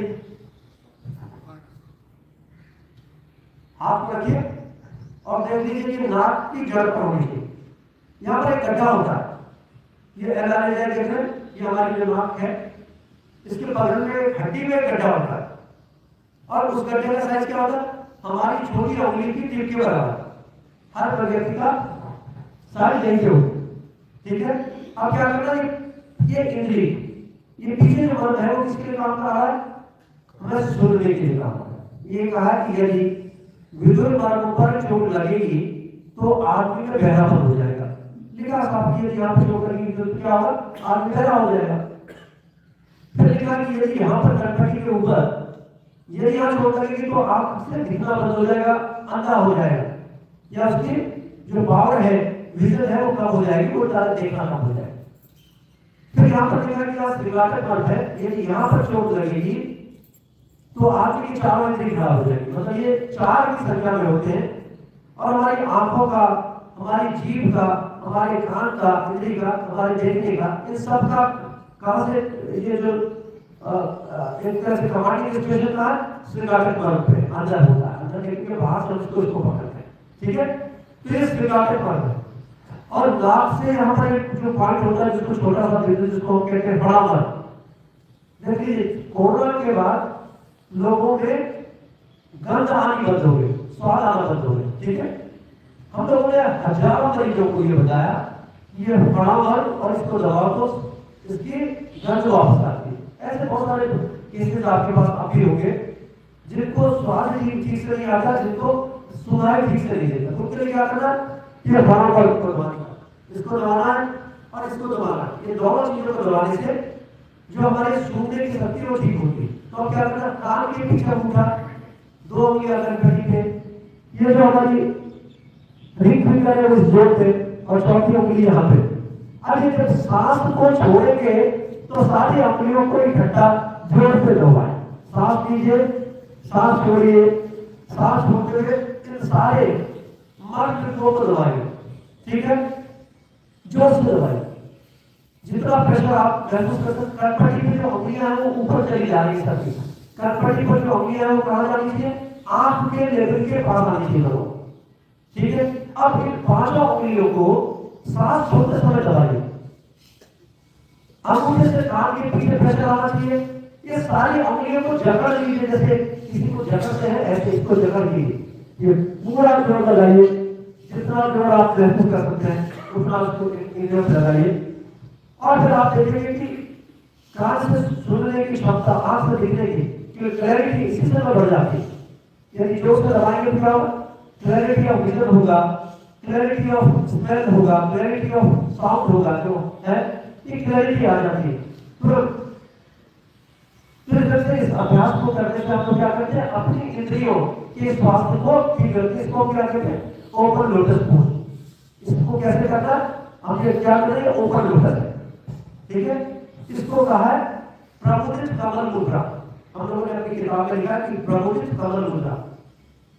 तो प्रमुदित कमल मुद्रा को हम लोग बनाते हैं और इससे हम इन मंत्रों को उत्तेजित करते हैं। ठीक है, तो हमने इसलिए किया कि हमारे सेंसेस के लिए, जो सेंस ऑर्गन्स है, उनकी हेल्थ को मेंटेन करने के लिए छोटा सा 15 से 18 बार का यह अभ्यास को दबाया इन मंत्रों को। और इनके माध्यम से हमने जो हमारी ये इंद्रिय के अधिष्ठान है, इनके अंदर जो इंद्रियां हैं उनके स्वास्थ्य की देखभाल, उनको ठीक रहे, उसका अभ्यास हम लोगों ने इसके माध्यम से किया। तो शरीर की बात हम लोगों ने कर ली। इसके बाद ये 4 इंद्रियों की बात देखी। 5वां का समावेश उसी में हो गया। ठीक है, स्किन सर के ऊपर, आंख के ऊपर की है, कान के अंदर की स्किन है, नाक के अंदर की स्किन है, जीभ के ऊपर की स्किन है। ठीक है, चाहे वो हमारी इपिथेलियम के रूप में हो, चाहे कॉर्निया के रूप में, किसी भी रूप में वो स्किन है, क्योंकि उसमें स्पष्ट होता है, तो स्पष्ट इंद्रिय है, तो इसलिए उसका अंतर्भाव कर लेते हैं। तो 4 इंद्रियों का हम लोग काम करते हैं। यहाँ पर जो श्रृंगार होता है वो 4 इंद्रियों के लिए रिस्पॉन्सिबल होता है। तो ये हम लोगों ने इंद्रियों के स्वास्थ्य के लिए ये अभ्यास किया। अब सब जिसको कहते हैं मन, कहते हैं मन, है ना? अब फिर उसके लिए क्या है? अब उसके लिए क्लोज लोटस पोज। मन कहाँ रहता है? हमारा मन मस्तिष्क में रहता है। कहते हैं मन राजधानी है, हार्ट में भी काम करता है, मस्तिष्क में जाता है, वो गति दोनों तरफ करता रहता है। जैसे मैंने कल आपको बताया था कि ये आंख के 2 हिस्से हैं, इसको थिनर इमेजेस कहते हैं, इसको हाइपरथिनर इमेजेस। तो ये थिनर इमेजेस है, ये हाइपरथिनर इमेजेस है। तो जो हाइपरथिनर इमेजेस है उसको हमें क्या करना है? आंखों के पास जो गड्ढा है जिसको अपांग बल्ब कहते हैं, ये कॉम्बिनेशन हो रहा है, ये कूच है, कूच से, तो कूच से मन को हमने कहां पे रखा? अपांग बल्ब पे रखा। और इसको यदि देखेंगे तो हमारी अंगुलियां एक दूसरे का स्पर्श करती है। यहाँ घुमाने नहीं पड़ती, इसको थोड़ा सा हाथ और पूरा नीचे रखिए, तब जाके अंगुलियां ठीक है, वहीं पे आए। ये सब का लगा हुआ होता है। ठीक है, अब ये देखिए यहाँ पर जो हाथ हमारा ऐसे आ रहा है, यहाँ पर एक घटी है जिसको कहते हैं फ्रंटल बोन। ये सामने घटी पे जैसे आ रहा है, ये कौन सी हड्डी दिखाई? ये फ्रंटल बोन। अब यहाँ पर ये 2 हड्डियां जो आपस में मिलती हैं और हमारी खोपड़ी को छत देती है, छत बनाती है, हमारी ब्रेन को कवर करती है, उनको पैराइटल बोन कहते हैं। क्या कहते हैं? Parietal bone. और पीछे जो हमारा जहाँ पे अंगूठा हड्डी, ये पीछे आ रहा ना हड्डी, पीछे अंगूठा पीछे करके उल्टा हो जाइए, ऐसे लगाइए अंगूठे पीछे। हाँ, अंगुलियों को मिलाइए, अंगुलियां मिली हुई होनी चाहिए आपकी। जहां पर ये पीछे अंगूठा आ रहा है, यहाँ पर जो एक हड्डी पीछे से उसको अंगूठे को थोड़ा सा आपने ठीक से नहीं रखा। इसका सिस्टम क्या है? इसका सिस्टम आपको बता देते हैं कि अंगुलियों को रखेंगे तो ये सीधा रखेंगे अंगुलियों को, इसको भी ऐसे रखेंगे। ये अंगूठा जहाँ पे आएगा तो ये यहाँ पर एक हड्डी होती है जिसको कहते हैं ऑक्सीपिटल बोन। तो ये ऑक्सीपिटल बोन और पैराइटल बोन के जंक्शन पर ये हमारा अंगूठा आता है। ये जो बीच की अंगुलियां जो आती है वो दोनों पैराइटल बोन जहाँ पे मिलती है वहां पे आती है। जो हमारा ये वाला हिस्सा आता है ये कहाँ पे आता है? ये हमारा फ्रंटल और पैराइटल बोन के जंक्शन पे आता है। तो फ्रंटल बोन है, पैराइटल बोन है, ये सारी चीजें हमारी पांचों के 5 सूचक होते हैं, उन पर ये हमारी जो आते हैं। और ये जो हमारा ये हिस्सा है, यहाँ पर भी पैराइडल बोन, टेम्पोरल बोन या जाइगोमेटिकोटेम्पोरल, एक तरह से सूचर, ये कई हड्डियां यहाँ पर होती हैं, दोनों की हड्डियां। तो एक जंक्शन इसको भी होता है, इसको भी हम लोग कैसे दबाते हैं। और जब हम सांस छोड़ रहे हैं तो पूरे सिर को कैसे पकड़ना, ऐसे नहीं करना या अंगूठे से नहीं करना, पूरे इसको पूरा प्रेशर दें। तो pressure should be exerted over this margin and this margin, और यहाँ से पूरा पूरा प्रेशर हो। आप अगर हाथ की मूवमेंट देखेंगे तो आपको पता चलेगा कि मेरी अंगूठा भी, हाथ भी, ये पूरा का पूरा हमारे इसको दबा रहा है, ठीक है। तो आप महसूस करेंगे यहाँ पर, यहाँ पर यदि आप दबा रहे हैं इसको, कनपटी को दबा रहे हैं तो कनपटी पर भी प्रेशर होना चाहिए, हमारी इस पर भी प्रेशर होना चाहिए, अंगूठे पर भी प्रेशर होना चाहिए। ये पूरे के पूरे घंटे इसको दबाते हैं। तो हम लोग 5 सीमंत और 8 आवट अपांग, 4 अपांग आवट, 6 पर संग 4 मर्म ये है, 4 मर्म यहाँ है और 5 ये हम सीमंत पे हम लोगों ने हाथ को रखा। तो 13 मर्मों को हम एक आसन के द्वारा, एक मुद्रा के द्वारा हम इसको हम कर सकते हैं, और उसको हम लोग कहते हैं क्लोज लोटस पोज या प्रसुप्त कमल मुद्रा। महर्षि सुश्रुत ने लिखा है कि यदि ये जो सीमंत मर्म है आपके, इन पर चोट लगती है तो व्यक्ति में 4 लक्षण होते हैं। उन्होंने यही लिखा, उन्होंने इसका उपचार तो नहीं बताया, लेकिन हम लोगों को लगा कि जब ये चीज है तो ये इससे संबंधित है और इससे हम ये चीजें कर सकते हैं। तो उन्होंने लिखा कि यदि इस पर चोट लगेगी तो व्यक्ति में सबसे पहले उन्माद होगा। उन्माद का मतलब होता है पागलता, ठीक है। क्या होगा? उन्माद। तो उन्माद से हम ये नहीं सोचते कि कोई तोड़ फोड़ कर रहा है। यदि किसी भी उसका जो साइकोलॉजिकल हमारे सेक्शंस है, फंक्शंस है, जो हमारे मेंटल जो एबिलिटी है, उसमें यदि कभी भी कोई कमी हो रही, जैसे कोई छोटा बच्चा है, समझ नहीं पाता, जल्दी पेशाब का नहीं बता पाता, कुछ समझ नहीं पाता, पढ़ नहीं पाता, कोई भी बीमारी है, कोई भी चीज जो हमारी इंटेलेक्ट से, मेमोरी से और हमारे जो एक्नॉलेजमेंट है या जो हमारे डिसीजन मेकिंग है, किसी भी चीज में यदि कोई कमी होती है तो हम लोग उसको मानते हैं ये किसकी वजह से हो रहा है, ये साइकोलॉजिकल डिसऑर्डर की वजह से हो रहा है, मानसिक कोई हमारी कमी है उसकी वजह से हो रहा है। तो महर्षि सुश्रुत ने सबसे पहले बताया कि जब इस पर आघात होगा तो उन्माद होगा। उसके बाद उन्होंने बताया कि चित्तनाश, मन नाश नहीं कहा, उन्होंने कहा चित्तनाश, मतलब मन ही नहीं लगेगा कहीं पे, you cannot focus, you cannot concentrate, आप किसी चीज को अच्छी नहीं लगेगी, आपको बिल्कुल बेचैनी, घबराहट, ये सारी चीजें होती है। तो इस पर चोट लगने से लक्षण होते हैं। और तीसरी चीज उन्होंने कहा कि भय, भय तो आजकल बहुत सारा भय है, सोने में पैसा लगाया तो सोना गिर गया, उसका भी तो भय है, गिर न जाए, रात भर सो नहीं रहे, सोना पहना भी है, सो नहीं पा रहे सोने की वजह से, ठीक है। तो ये भय भी दूर करता है। कौन दूर करता है? ये हमारा ये सीमंत बल दूर करता है। और चौथी होती है, इनके माध्यम से व्यक्ति की मृत्यु हो सकती है बहुत आसानी से। मतलब यदि इस पर चोट लगेगी तो क्या होगा, इन सीमंत पे जब चोट लगेगी तो ये बहुत खतरनाक होते हैं। तो जो 3 चीजें हैं वो क्या है? All 3 symptoms are related with the psychological disorders. तो हम लोगों ने उसका उपयोग किया और देखा कि जब हम इसको उपचारित करते हैं तो जितने साइकोलॉजिकल जो हमारे फियर होते हैं, जो हमारे डर है, विभिन्न प्रकार के डर है, किसी को ऊंचाई में जाने से डर लगता है, किसी को लोगों के सामने बोलने में डर लगता है, किसी को नया काम करने से शुरू करने में डर लगता है, किसी को कहीं से भी डर लग सकता है, डर के बहुत सारी चीजें, अंधेरे में डर लग सकता है। तो ये सारी चीजें दूर करने के लिए हम लोगों को लगा कि जो सीमंत मर्म है वो सबसे अच्छा, उसको उत्प्रेरित करने की टेक्निक हमको मिली कि क्लोज लोटस पोज के माध्यम से हम लगभग 13 मर्मों को एक साथ उत्प्रेरित कर सकते हैं। तो उसका फायदा भी, क्योंकि अपने शरीर में नियमित रूप से जब हम इसको करते हैं तो हम लोगों को जितने भी साइकोलॉजिकल ये सारी चीजें होती हैं, इनसे हम लोग थोड़ा सा ईश्वर की कृपा से हम लोग बचे रहते हैं कि ये चीजें ना हो तो अच्छा है। तो जब हम लोग इसको निरंतर करते हैं तो साइकोलॉजिकल डिसऑर्डर्स में फायदा करता है। अब आपने देखा होगा सिर पर सिरोधारा है, देखा, पंचकर्म में सिरोधारा करते हैं, पंचकर्म में सिर का अभ्यंग करते हैं, सिरों पिछू रखते हैं, अभ्यंग करते हैं। तो ये सारे के सारे कहां से काम करते हैं? ये इन्हीं सीमंत मर्मों के माध्यम से करते हैं। खोपड़ी में कहीं तेल घुस सकता है ऐसे? यदि कहीं खोपड़ी है, सीधे हड्डी है, हड्डी के ऊपर से जाएगा कहीं? कुछ नहीं है, कोई स्टिमुलेशन जाएगा नहीं है, जाएगा कहां से? जहां पर जोड़ है। आप बिल्डिंग कितनी अच्छी बना लें, कितनी बढ़िया बना लें, लेकिन जहां पर जोड़ होगा तो देर सवेर उसमें से पानी जरूर जाएगा, ठीक है। तो कोई भी वाइब्रेशन या कोई भी चीज कहां से पेनिट्रेट होगी? वो सूचर्स से पेनिट्रेट होगी, सूचर्स की माने। तो these are the sutures and these are the gateway to enter the stimulation to the brain, brain में स्टिमुलेशन जाने के सिर्फ यही गेट थे।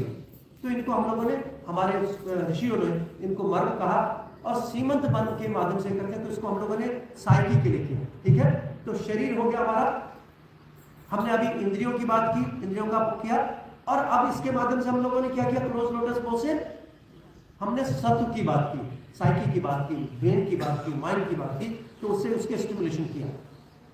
चौथी चीज क्या होती है, आत्मा। आत्मा के लिए भी कोई हो सकता है। अब एक बहुत महत्वपूर्ण चीज है, मैं समझता हूं कि सभी बहुत लोग एक तरह से सुयोग्य हैं, साधक हैं, पढ़े लिखे हैं और नियमित रूप से इन चीजों का अभ्यास करते हैं, लेकिन एक परिवर्तन के साथ हम लोग एक नई चीज आप लोगों के सामने बता रहे हैं कि जब हम भ्रामरी प्राणायाम करते हैं तो ये कान को बंद करते हैं और उंगलियों को ऐसे रखते हैं। इस मुद्रा को क्या कहते हैं, षण्मुखी। षण्मुखी का मतलब क्या है, पांच मुख नहीं है, पंचमुखी नहीं, क्या है षण्मुखी का मतलब, 1 2 3 4 5। अब से 5 मुख कौन से बंद किए आपने मुझे बताइए। 2 कान, 2 आंख, नाक एक ही है, 2 है, एक को बंद करके देखिए। क्या नाक को बंद करके आप प्राणायाम कर लोगे, भ्रामरी करोगे नाक को बंद करके? नाक बंद के भ्रामरी होती है? तो ये पंचमुखी मुद्रा है, षण्मुखी मुद्रा नहीं। इसका मतलब शास्त्र में गलत लिखा है। ठीक, ये समझ में आ रहा कि शास्त्र गलत कहता है? शास्त्र गलत नहीं कहता। षण्मुखी मुद्रा क्या है, 1 2 3 4 5 और 6। ठीक है, ये कौन सी मुद्रा है, षण्मुखी मुद्रा। शास्त्र में कहीं कुछ गलत नहीं, हमारे दिमाग नहीं समझ पाता उस बात को, तो इसलिए हम उसको गलत समझते हैं। अब इसका उद्देश्य क्या रखा, आपको लगा कि कान बंद करना, आंख बंद करना, नाक तो बंद करनी नहीं। बंद क्या करते हो इसमें, बंद क्या करते हैं, क्या बंद करते हैं बताइए? कान बंद करते हैं और इंद्रियां नहीं, कान बंद करते हैं और आंख बंद करते हैं। आंख की पलक बंद करते हैं, इंद्रियों को बंद कर सकते हैं, इंद्रियों को बंद कर सकते हैं। ये इंद्रिय के अधिष्ठान है, और ये कान को हम क्या कर रहे हैं, इंस्ट्रूमेंट को हमने बंद कर दिया कि हवा ना पहुंचे, आवाज ना पहुंचे, लेकिन आवाज फिर भी सुनाई देती है। यदि हमारा कान बंद हो गया होता तो हमें अंदर की आवाज नहीं सुनाई देती जो हम बोल रहे हैं, या जो साए साए की आवाज है वो नहीं सुनाई देती। ठीक है, तो हमने क्या किया, कान के यंत्र को बंद किया यहाँ से ऐसे, और आंखों को बंद, 2 ही चीजें तो बंद की। अब क्या करना, कान में ईयर प्लग लगा लेना है या रुई ठूस लेनी है, आंखें बंद कर लेनी, हाथों को ऐसे करना और भ्रामरी करनी। तो क्या भ्रामरी कहलाएगी? तो क्या कहते हैं, ये षण्मुखी मुद्रा जरूर बनानी है। क्या यही षण्मुखी मुद्रा है? षण्मुखी मुद्रा क्या है, मर्म के सापेक्ष जब हम इसको करते हैं तो षण्मुखी मुद्रा होती है। अब क्या करना है, पहले षण्मुखी मुद्रा कैसे बनाते हैं, उसको कान को हमें बंद करना, कैसे पीछे को ऐसे दबाएं और कान को ऐसे उठा लेना, बंद करना। अब आपकी आवाज मुझे नहीं आनी चाहिए, कान को इस ढंग से देखिए, मैंने क्या कहा, अंगूठा ऐसे नहीं करेंगे, अंगूठा कान के नीचे लगाएंगे, इसको ऊपर उठा के ऐसे बंद करेंगे, और ये अंगूठा हड्डी और उसके जंक्शन पर चला जाए, मेरे कान को ये देखेंगे तो कान बिल्कुल बंद है। ये ट्रैगस, ये जो हमारा ट्रैगस है, ये ट्रैगस के साथ ही मिल जाएगा। ठीक है, बिल्कुल बंद होना चाहिए, कान में आवाज नहीं आनी चाहिए। लेकिन ऐसा ना हो कि कान को आप बिल्कुल ऐसे दबाए रहे कि बहुत पेनफुल, बिल्कुल सिंपल, इससे बिल्कुल नॉर्मल कीजिए। हमने दबाया, इसको ऐसे करके बंद हो गया, ये इतने से दबाओ। ठीक है, कान को बंद कर लिया। अब एक उंगली को हमने कहा रखा, ये अपांग मर्म पर, ये गड्ढे में रखा। दोनों बीच की उंगलियों को हमने आगे रखते या स्थापी मर्म पे रखा। जो हमारी डीप फिंगर है उसको कहा रखा जहां पर स्वीकार्य मर्म होता, junction of frontal bone and the nasalis bone. और अंतिम उंगली जो छोटी उंगली है हमने कहा कि ये फणा होता है, छोटी उंगली कहा कि फणा। तो ये षण्मुखी मुद्रा का अभ्यास है, एक का लॉक कराएंगे षण्मुखी मुद्रा बनाकर, ये भी आप समझ लीजिए। पहले इसके पीछे का विज्ञान देखिए, थोड़ा समय ज्यादा हो जाए तो कोई बात नहीं, नाश्ता उतना महत्वपूर्ण नहीं है, जितनी ये सारी चीजें हम लोग नाश्ता वास्ता करते नहीं वैसे सामान्य रूप से कार्य ना, क्योंकि जब इस लोग हम लोग कराते हैं कम से कम ये तो इतना तो बता दें जितना कि आप इसका अभ्यास कर सकें, 3 दिन निरंतर अभ्यास हो जाए तो ये, क्योंकि ये बहुत लंबे समय का हम लोगों का अनुभव है, तो उसको शेयर करने में थोड़ा समय लगता है, आपको समझने में समय लगता है। क्योंकि जो चीज़ हम पहले जब तक हम नोकिया का यूज करते थे बटन वाले मोबाइल का, उसके बाद जब तक टच स्क्रीन आई तो सालों तो हम लोगों को ये लगा कि हम इसको कैसे हैंडल करेंगे, इसलिए यही ठीक है भाई, इसको लोग कहते थे इसको ले लीजिए, ऐसे ऐसे करते हैं, तो कई दिन लगे कि इसको करने में, तो उसमें अभ्यास धीमे धीमे होता है। तो पहले जब हम किसी चीज को जिस प्रक्रिया को समझते हैं तो दूसरी प्रक्रिया में शिफ्ट होने में समय लगता है, लेकिन जब समय लगता है तो उसको वैसे आनंद आने लगता है कि जो टच स्क्रीन का आनंद है वो आनंद आप पाने लगेगा। अब आप उस ब्राह्मणी को छोड़ के यदि इसको करेंगे तो उसका अंतर आपको महसूस होगा। अब हम अंतर महसूस करते हैं ना कि पुराने नोकिया में या ऐसे घुमाने वाले रिमोट में, और इसमें अंतर महसूस करते हैं ना, पहले क्या करते थे, एक घुमाया तो दूसरा नंबर घुमाया, फिर घुमाया, फिर उसके बाद उठाते थे इसका, ठीक है। तो उसमें इसमें क्या अंतर है वो आप महसूस करोगे जब आप इसका अभ्यास करोगे, तो इसमें थोड़ा सा समय लगता है। तो उसको बताने के लिए ये सारी प्रक्रिया हम लोग कर रहे हैं। तो ये तो हमने क्या की, षण्मुखी मुद्रा की क्या, तो कान के पीछे अंगूठा एक बार फिर कर लेंगे, इससे कान बंद किया तो ये विदुर वर्ग पर, अंगुली हमारी कहां पर, अपांग वर्ग पर, दोनों बीच की उंगलियां स्तंभी वर्ग पर, दोनों अनामिका हमारी श्रृंगाटक वर्ग पर, और दोनों छोटी उंगलियां हमारी किसके ऊपर, फणा वर्ग, ठीक है। अब आपने देखा होगा कितने लोगों ने ईसीजी कराया, ईसीजी कितने लोगों का हुआ, ईसीजी अल्ट्रासाउंड कितने लोगों का हुआ, बहुत सारे। सब लोग जानते हैं कि जब भी अल्ट्रासाउंड या ईसीजी करते हैं तो जो इलेक्ट्रोड्स लगाए जाते हैं उनको लगाने से पहले जो टेक्नीशियन होता है जेल लगाता है, उसके ऊपर क्या करता है, वो इलेक्ट्रोड को फिर लगाता है, करता है, क्योंकि कनेक्टिविटी बनती है स्किन और उस इलेक्ट्रोड के बीच में, कि जो इलेक्ट्रिकल चेंजेस हमारे शरीर में हो रहे हैं उनको स्किन, जैसे हार्ट धड़क रहा है तो सीधा हम हार्ट में तो नहीं लगाते, कहां से रिसीव करते हैं, हमारा जो स्टिमुलस होती है हम उसको वाइब्रेशंस को कहां से महसूस करते हैं, स्किन से, हार्ट के ऊपर या हार्ट जो हम लोग वो लगाते लीड लगाते हैं वहां से करते हैं, उनके ऊपर जेल इसलिए लगाया जाता है कि बेटर कनेक्टिविटी। अब जब हम उसको ये मुद्रा बनानी है तो हमको क्या करना, जल लगाना है, क्या लगाना है, जल, गंगा जल, हम लोग गंगा जल, आप गंगा का जल लगा सकते हैं या सामान्य जल लगा सकते हैं, कोई भी शुद्ध पानी हो, अंगुलियों को पानी में भिगाएंगे, कान के पीछे लगाएंगे तो क्या होगा, आपके इस स्किन के बीच में और इस स्किन के बीच में क्या होगा, बेटर कनेक्टिविटी होगी with the help of the body, ठीक है। जब भी आपने देखा होगा कि हम कर्म कांड में, पूजा में बिना जल के अपनी किसी अंग का स्पर्श नहीं करते, क्योंकि वो बेटर कनेक्टिविटी होती है मंत्रों की और सब चीजों की बेटर कनेक्टिविटी। इसलिए ये नहीं कि जो हमारे शास्त्रों में लिखा है बेवकूफी का काम, वो जेल लगाए तो ठीक, हम जेल लगाए तो कुछ नहीं, ऐसा नहीं। तो जल इसीलिए इस पर, तो जल को लगा के फिर इसको स्पर्श करना चाहिए, ठीक। ऐसे भी करेंगे तो भी होगा, लेकिन जल लगाएंगे तो क्या होगा, बेटर कनेक्टिविटी होगी, आदमी के समझ में आता है, विज्ञान समझ में आता है इसके पीछे का क्या होता है, तो समझ में आता है।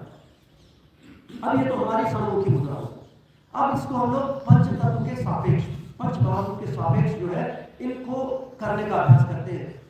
तो जैसे हमने आपको बताया ये क्या है, आकाश, इसमें हम अग्नि नहीं कह, आकाश, वायु, तेज, जल और पृथ्वी। हमने इसको कहां रखा, किसके पीछे रखा, कान का गुण क्या है, सुनते किससे है, शब्द से, शब्द किसका गुण है, पृथ्वी का, जल का, तेज का, किसका, आकाश। तो ये क्या है, अब हम यहां देख रहे हैं तो देखने का गुण किसका, वायु से, बिना वायु के हम देख नहीं सकते, वेवलेंथ के बिना कोई भी वो चलेगी। ये किसके लिए है, वायु। अब यहाँ पर आगे चल होता है इसको अग्नि का स्थान आगे के लिए, किसके लिए है, अग्नि। अब यहाँ पर श्रृंगाटक होता है, श्रृंगाटक इसको कहते हैं सिंगारा, सिंगारा देखा, सिंगारा जो खाते हैं देखा, सिंगोड़ा, सिंगोड़े में कितने एंगल होते हैं, तीन होते हैं, पक्का 100%। एक चौथा भी होता है बीच में, तीन तो होते हैं, बीच में एक उभार होता है, तो क्या होता है, 4 होते हैं। तो श्रृंगाटक कितने बताए? 4 मर्म है श्रृंगाटक। ये कहाँ होता है श्रृंगाटक? कहाँ पैदा होता है? जल में पैदा। ये जल के लिए हो गया, ठीक है। ये उंगली किसके लिए हो गई? जल। अब हम नाक के पास यहाँ पर छोटी उंगली को रखते हैं। नाक का मतलब क्या है? सूंघना। गंध, गंध किसका, किस तत्व का होना है? तो पृथ्वी, जल, तेज, वायु और आकाश। ये आकाश है, ये वायु है ना, ये तेज है, ये जल है, ये पृथ्वी। फिर हमने क्या किया? 5 तत्वों के अनुरूप आपको बताया कि एक चीज सही है। अब हम इसको जब हम ओंकार या उद्गीत करते हैं या प्रणवोच्चार करते हैं तो 5 तरह से करते हैं। जिस दिन आप ये समझ जाओगे और जब इसका अभ्यास करोगे तो बड़ा आनंद आता है। पहले क्या करना? होठों को गोल करना। होठों को जितना गोल करेंगे और फिर ओंकार करेंगे।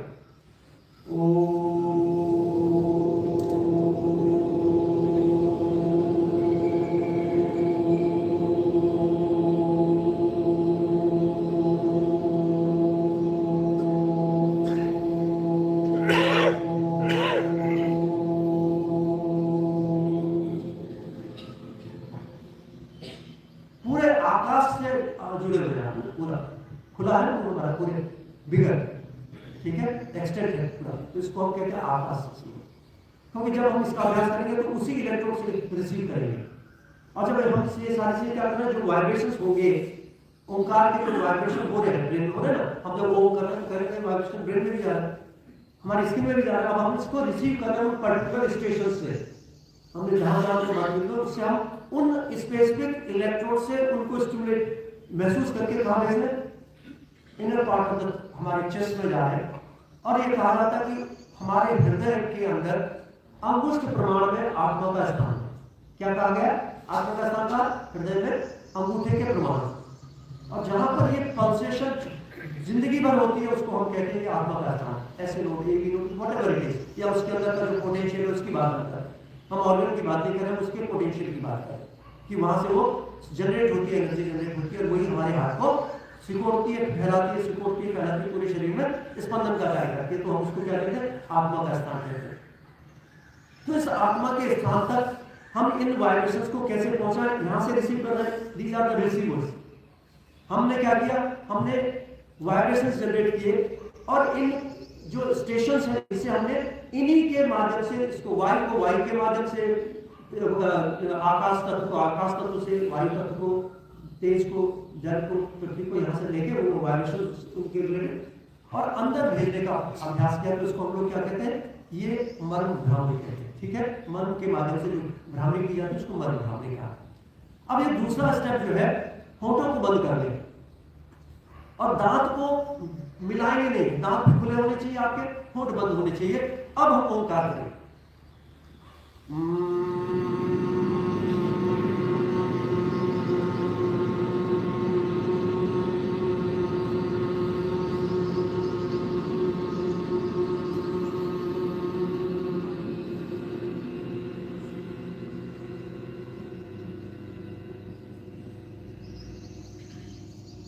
ये जो अभ्यास हम लोगों ने किया ये वायु तत्व के लिए किया। और जो तीसरा अभ्यास है उसको हम अग्नि तत्व के लिए किया। ये आकाश हो गया, पहले आकाश के लिए किया था, दूसरा हमने किसके लिए किया? वायु के लिए किया। अब अग्नि के लिए। जीवा को हम लोग मानते हैं ये अग्नि का स्थान है। जीवा को क्या कहते हैं? अग्नि का स्थान। तो जीव को फैला दीजिए और दांतों के पूरे जबड़े के नीचे लगा, ऐसे नहीं कटना है, टिप नहीं, ऐसे नहीं करना, ऐसे पूरी जीभ को हल्का फ्लैट कीजिए और दांत के बीच में फंसा लीजिए। होठों को बंद करके फिर आप उद्गीत कीजिए।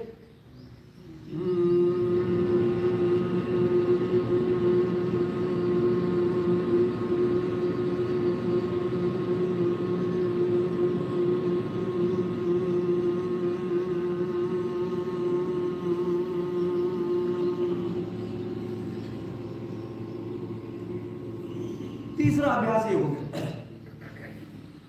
अब जल तत्व के लिए एक अभ्यास किया जाता है जिसको कहते हैं खेचरी अभ्यास। खेचरी का मतलब था जीभ को घुमा करके आपको तालू पे लगाना। और ये कहा जाता है कि वहां से द्रव का स्राव होता है अंदर से, तो हम कहते हैं कि जो नीचे का हिस्सा होता है वो जल तत्व, और कहाँ तक जा रहा है हम लोग श्रृंगाटक तक जाने का प्रयास करते हैं अंदर।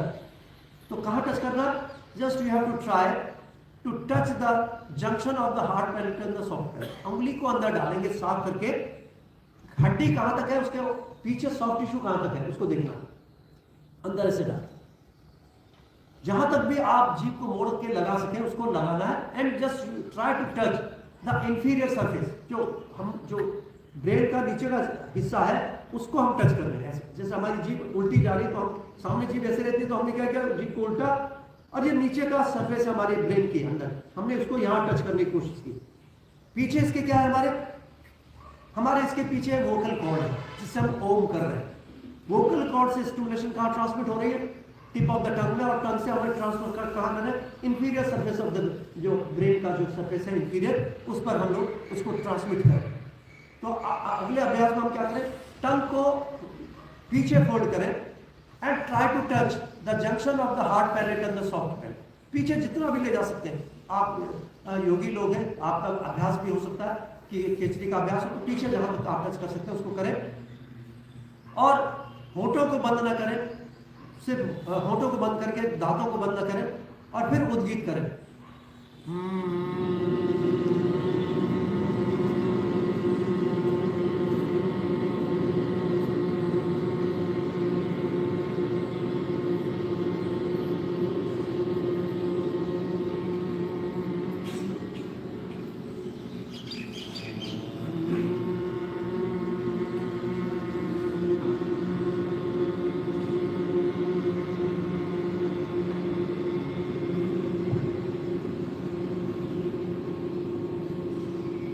अब ये अंत में ये जल तत्व के लिए हो गया, पृथ्वी तत्व के लिए एक और एक्सरसाइज होती है। दांतों को दांतों के ऊपर रख लेंगे, होठों को हल्के से बंद कर लेंगे, दांतों को बिल्कुल दबाना नहीं, क्लिंच नहीं करना, दांतों के ऊपर दांत रखे, और तब अभ्यास करेंगे। और लगे कि आपके दांत बज रहे, ऐसे होता ना, ऐसे होनी चाहिए, और इस अभ्यास को करेंगे, फिर ओंकार करेंगे, और तब इसको महसूस करेंगे कि हम कैसे इसका अनुभव करते हैं।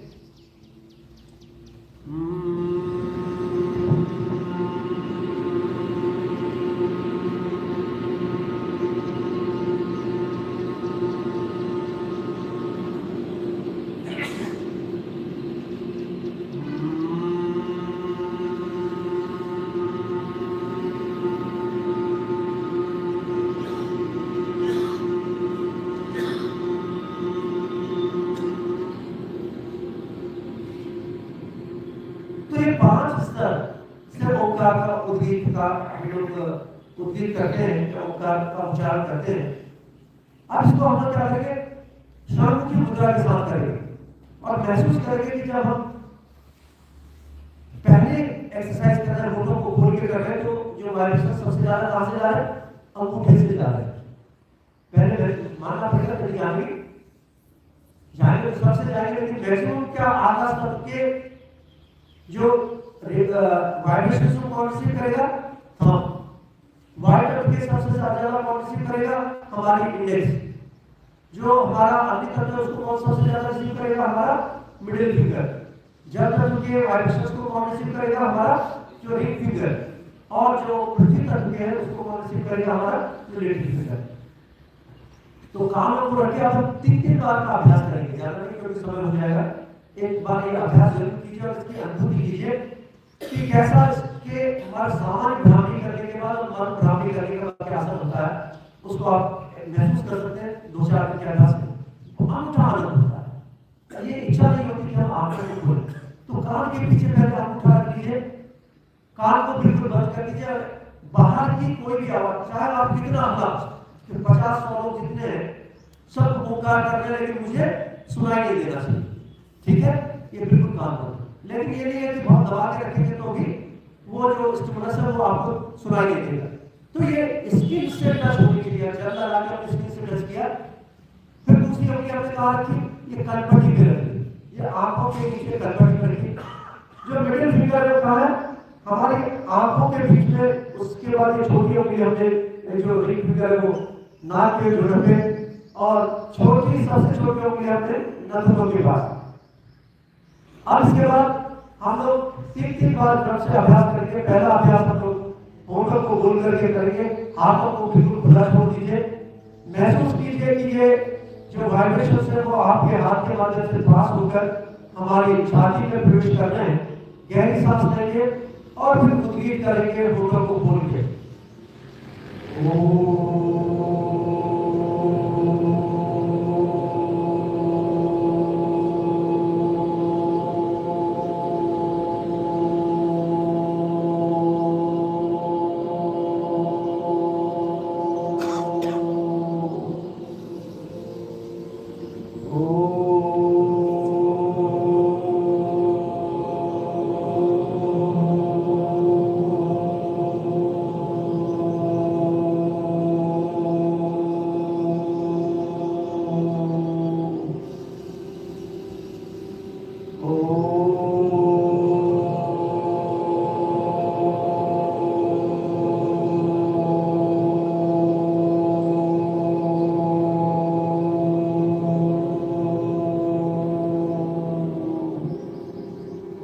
दूसरे अभ्यास में हम लोग होठों को बंद करेंगे और उद्गीत का अभ्यास करेंगे। 3 बार ये भी प्रक्रिया करनी है। गहरी सांस लें और होठों को बंद करके। अभी तक हम लोगों ने होठों को खोल करके हम इसका अभ्यास कर रहे थे। दूसरे अभ्यास में सिर्फ होठों को बंद करेंगे और 3 बार इसका अभ्यास करेंगे।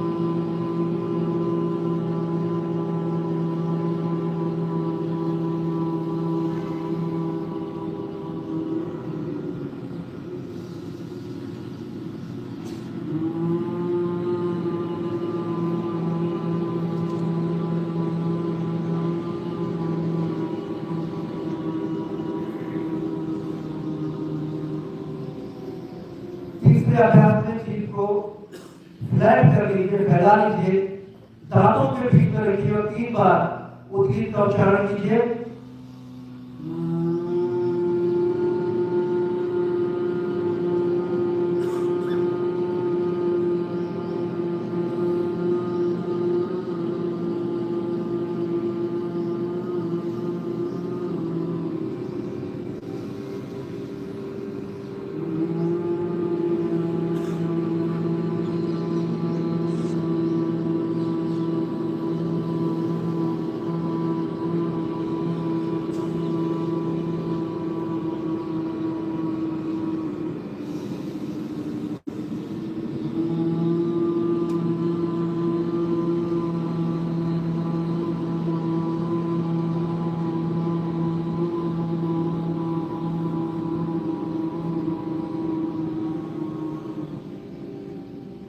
इसके बाद चौथे अभ्यास में जीभ को घुमाकर तालु का स्पर्श करना है। उसके बाद 3 बार हम लोग उद्गीत का उच्चारण करेंगे।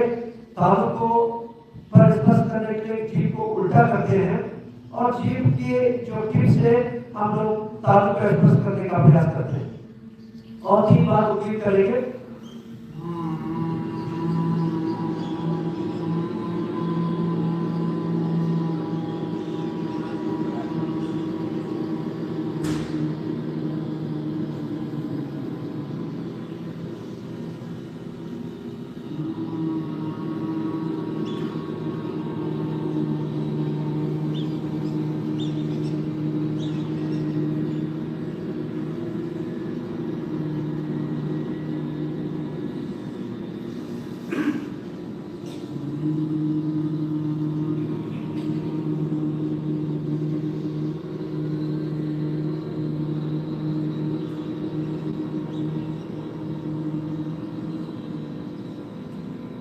पांचवें अभ्यास में दांतों को दांतों के ऊपर रखकर ये 3 बार उद्गीत का हम लोग उच्चारण करेंगे।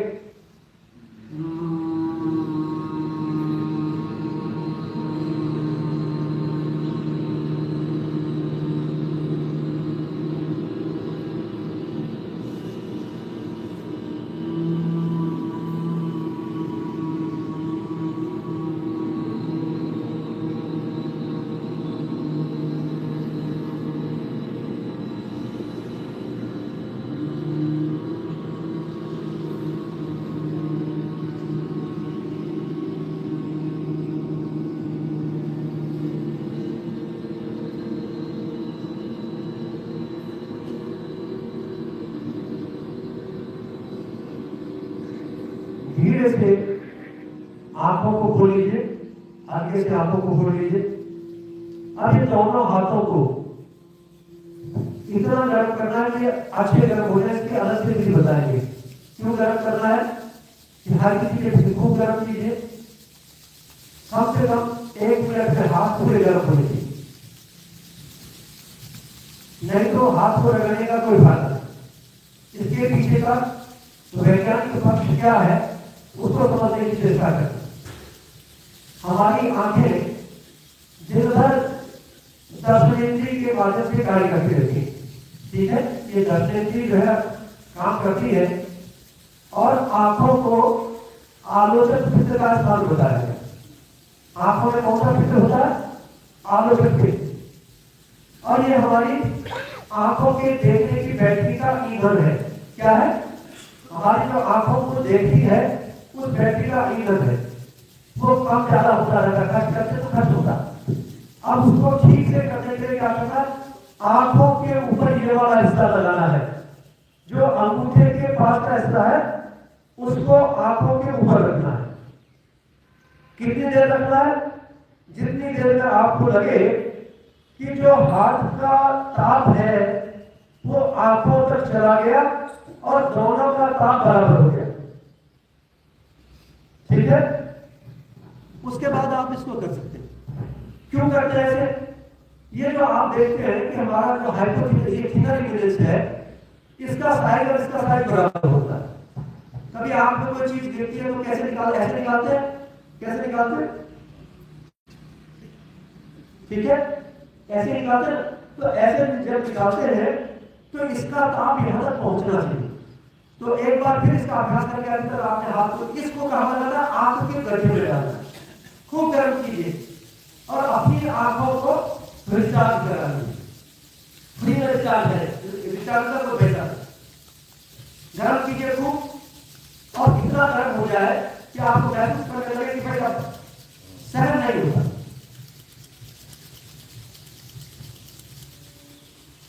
पूरा गर्म हो गया और इसको क्या करना? थोड़ी देर तक आंखों के ऊपर लगी रहती है।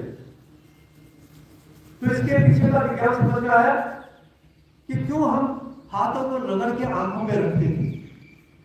विज्ञान समझ में नहीं आता तो हम इसको हमने क्या समझा था? एक फॉर्मेलिटी, ऐसे किया और ऐसे करके छोड़ दिया।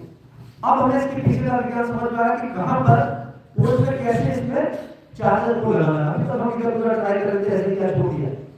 अब हमको सही समझ आ गए कि जो इसका ताप है वो कहां जाना चाहिए? हमारे आंखों में जाना चाहिए।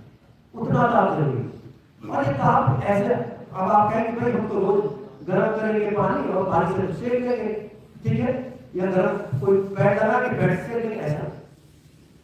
माँ जब छोटा बच्चा पैदा होता है और उसको कहीं सेक की आवश्यकता होती है तो माँ क्या करती है? हाथ गर्म नहीं करती, हाथों को अपने रगड़ती है और फिर उसके बाद उसको सेकती। तो ये प्राकृतिक रूप से जो हमारी जो ऊर्जा है ये सिर्फ ताप नहीं है, ये क्या है? ऊर्जा है। ताप और ऊर्जा में अंतर है, एक लाइट और जो हीट में। तो ये it is not simply heat, it is heat and energy both. तो इसको हम रख के इसको रखते हैं तो क्या करते हैं? अपने जो आंख की ऊर्जा है जिसको हम आलोचक पित्त कहते हैं उसका पोषण करते हैं। तो इस तरह से ये अभ्यास होगा और ये हम लगभग कॉम्पिटिशन हम लोगों ने करके अंत में हम लोग छोटा सा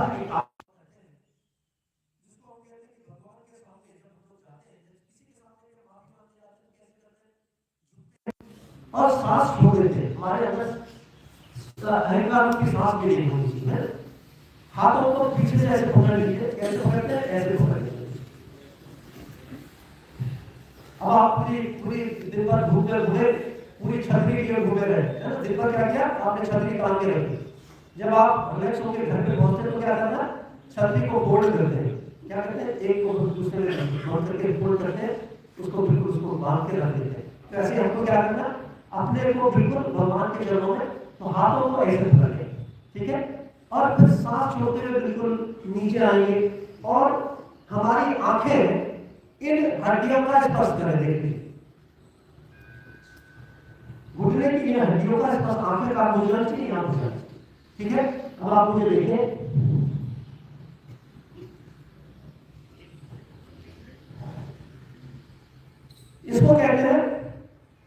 मिनिमल स्पेस ऑक्युपाइंग पोस्चर, ठीक है, मिनिमम स्पेस ऑक्युपाइंग पोस्चर, इससे छोटा आदमी नहीं हो सकता। सांस भी हमने छोड़ी ली है, झुके हुए हैं। अब यदि आप ऐसे नहीं कर सकते तो क्या करना, घुटनों को ऐसे बैठ जाइए,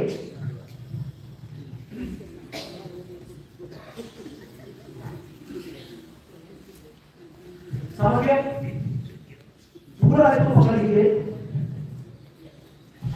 आंखें बंद हो जानी चाहिए इस पर।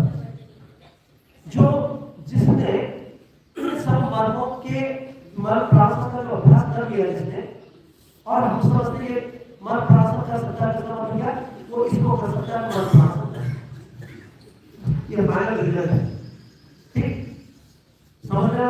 ये होगा, आंख का घुस जाती है, इन पर घुस जाती है,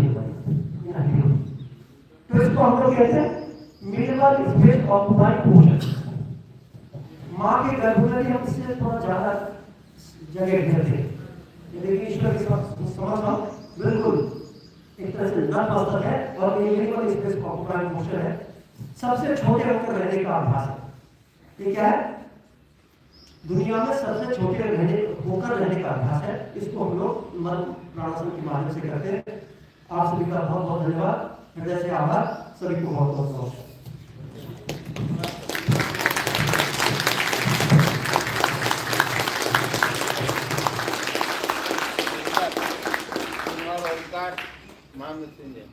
आपके करो इधर, अरे आ जाओ पंडे सब, यहीं बैठता हूँ। हाँ यहीं से यहीं से बैठ के सभी लोग कर लेंगे। हम लोग मृत्युंजय मिशन के माध्यम से जब ये कार्य करते हैं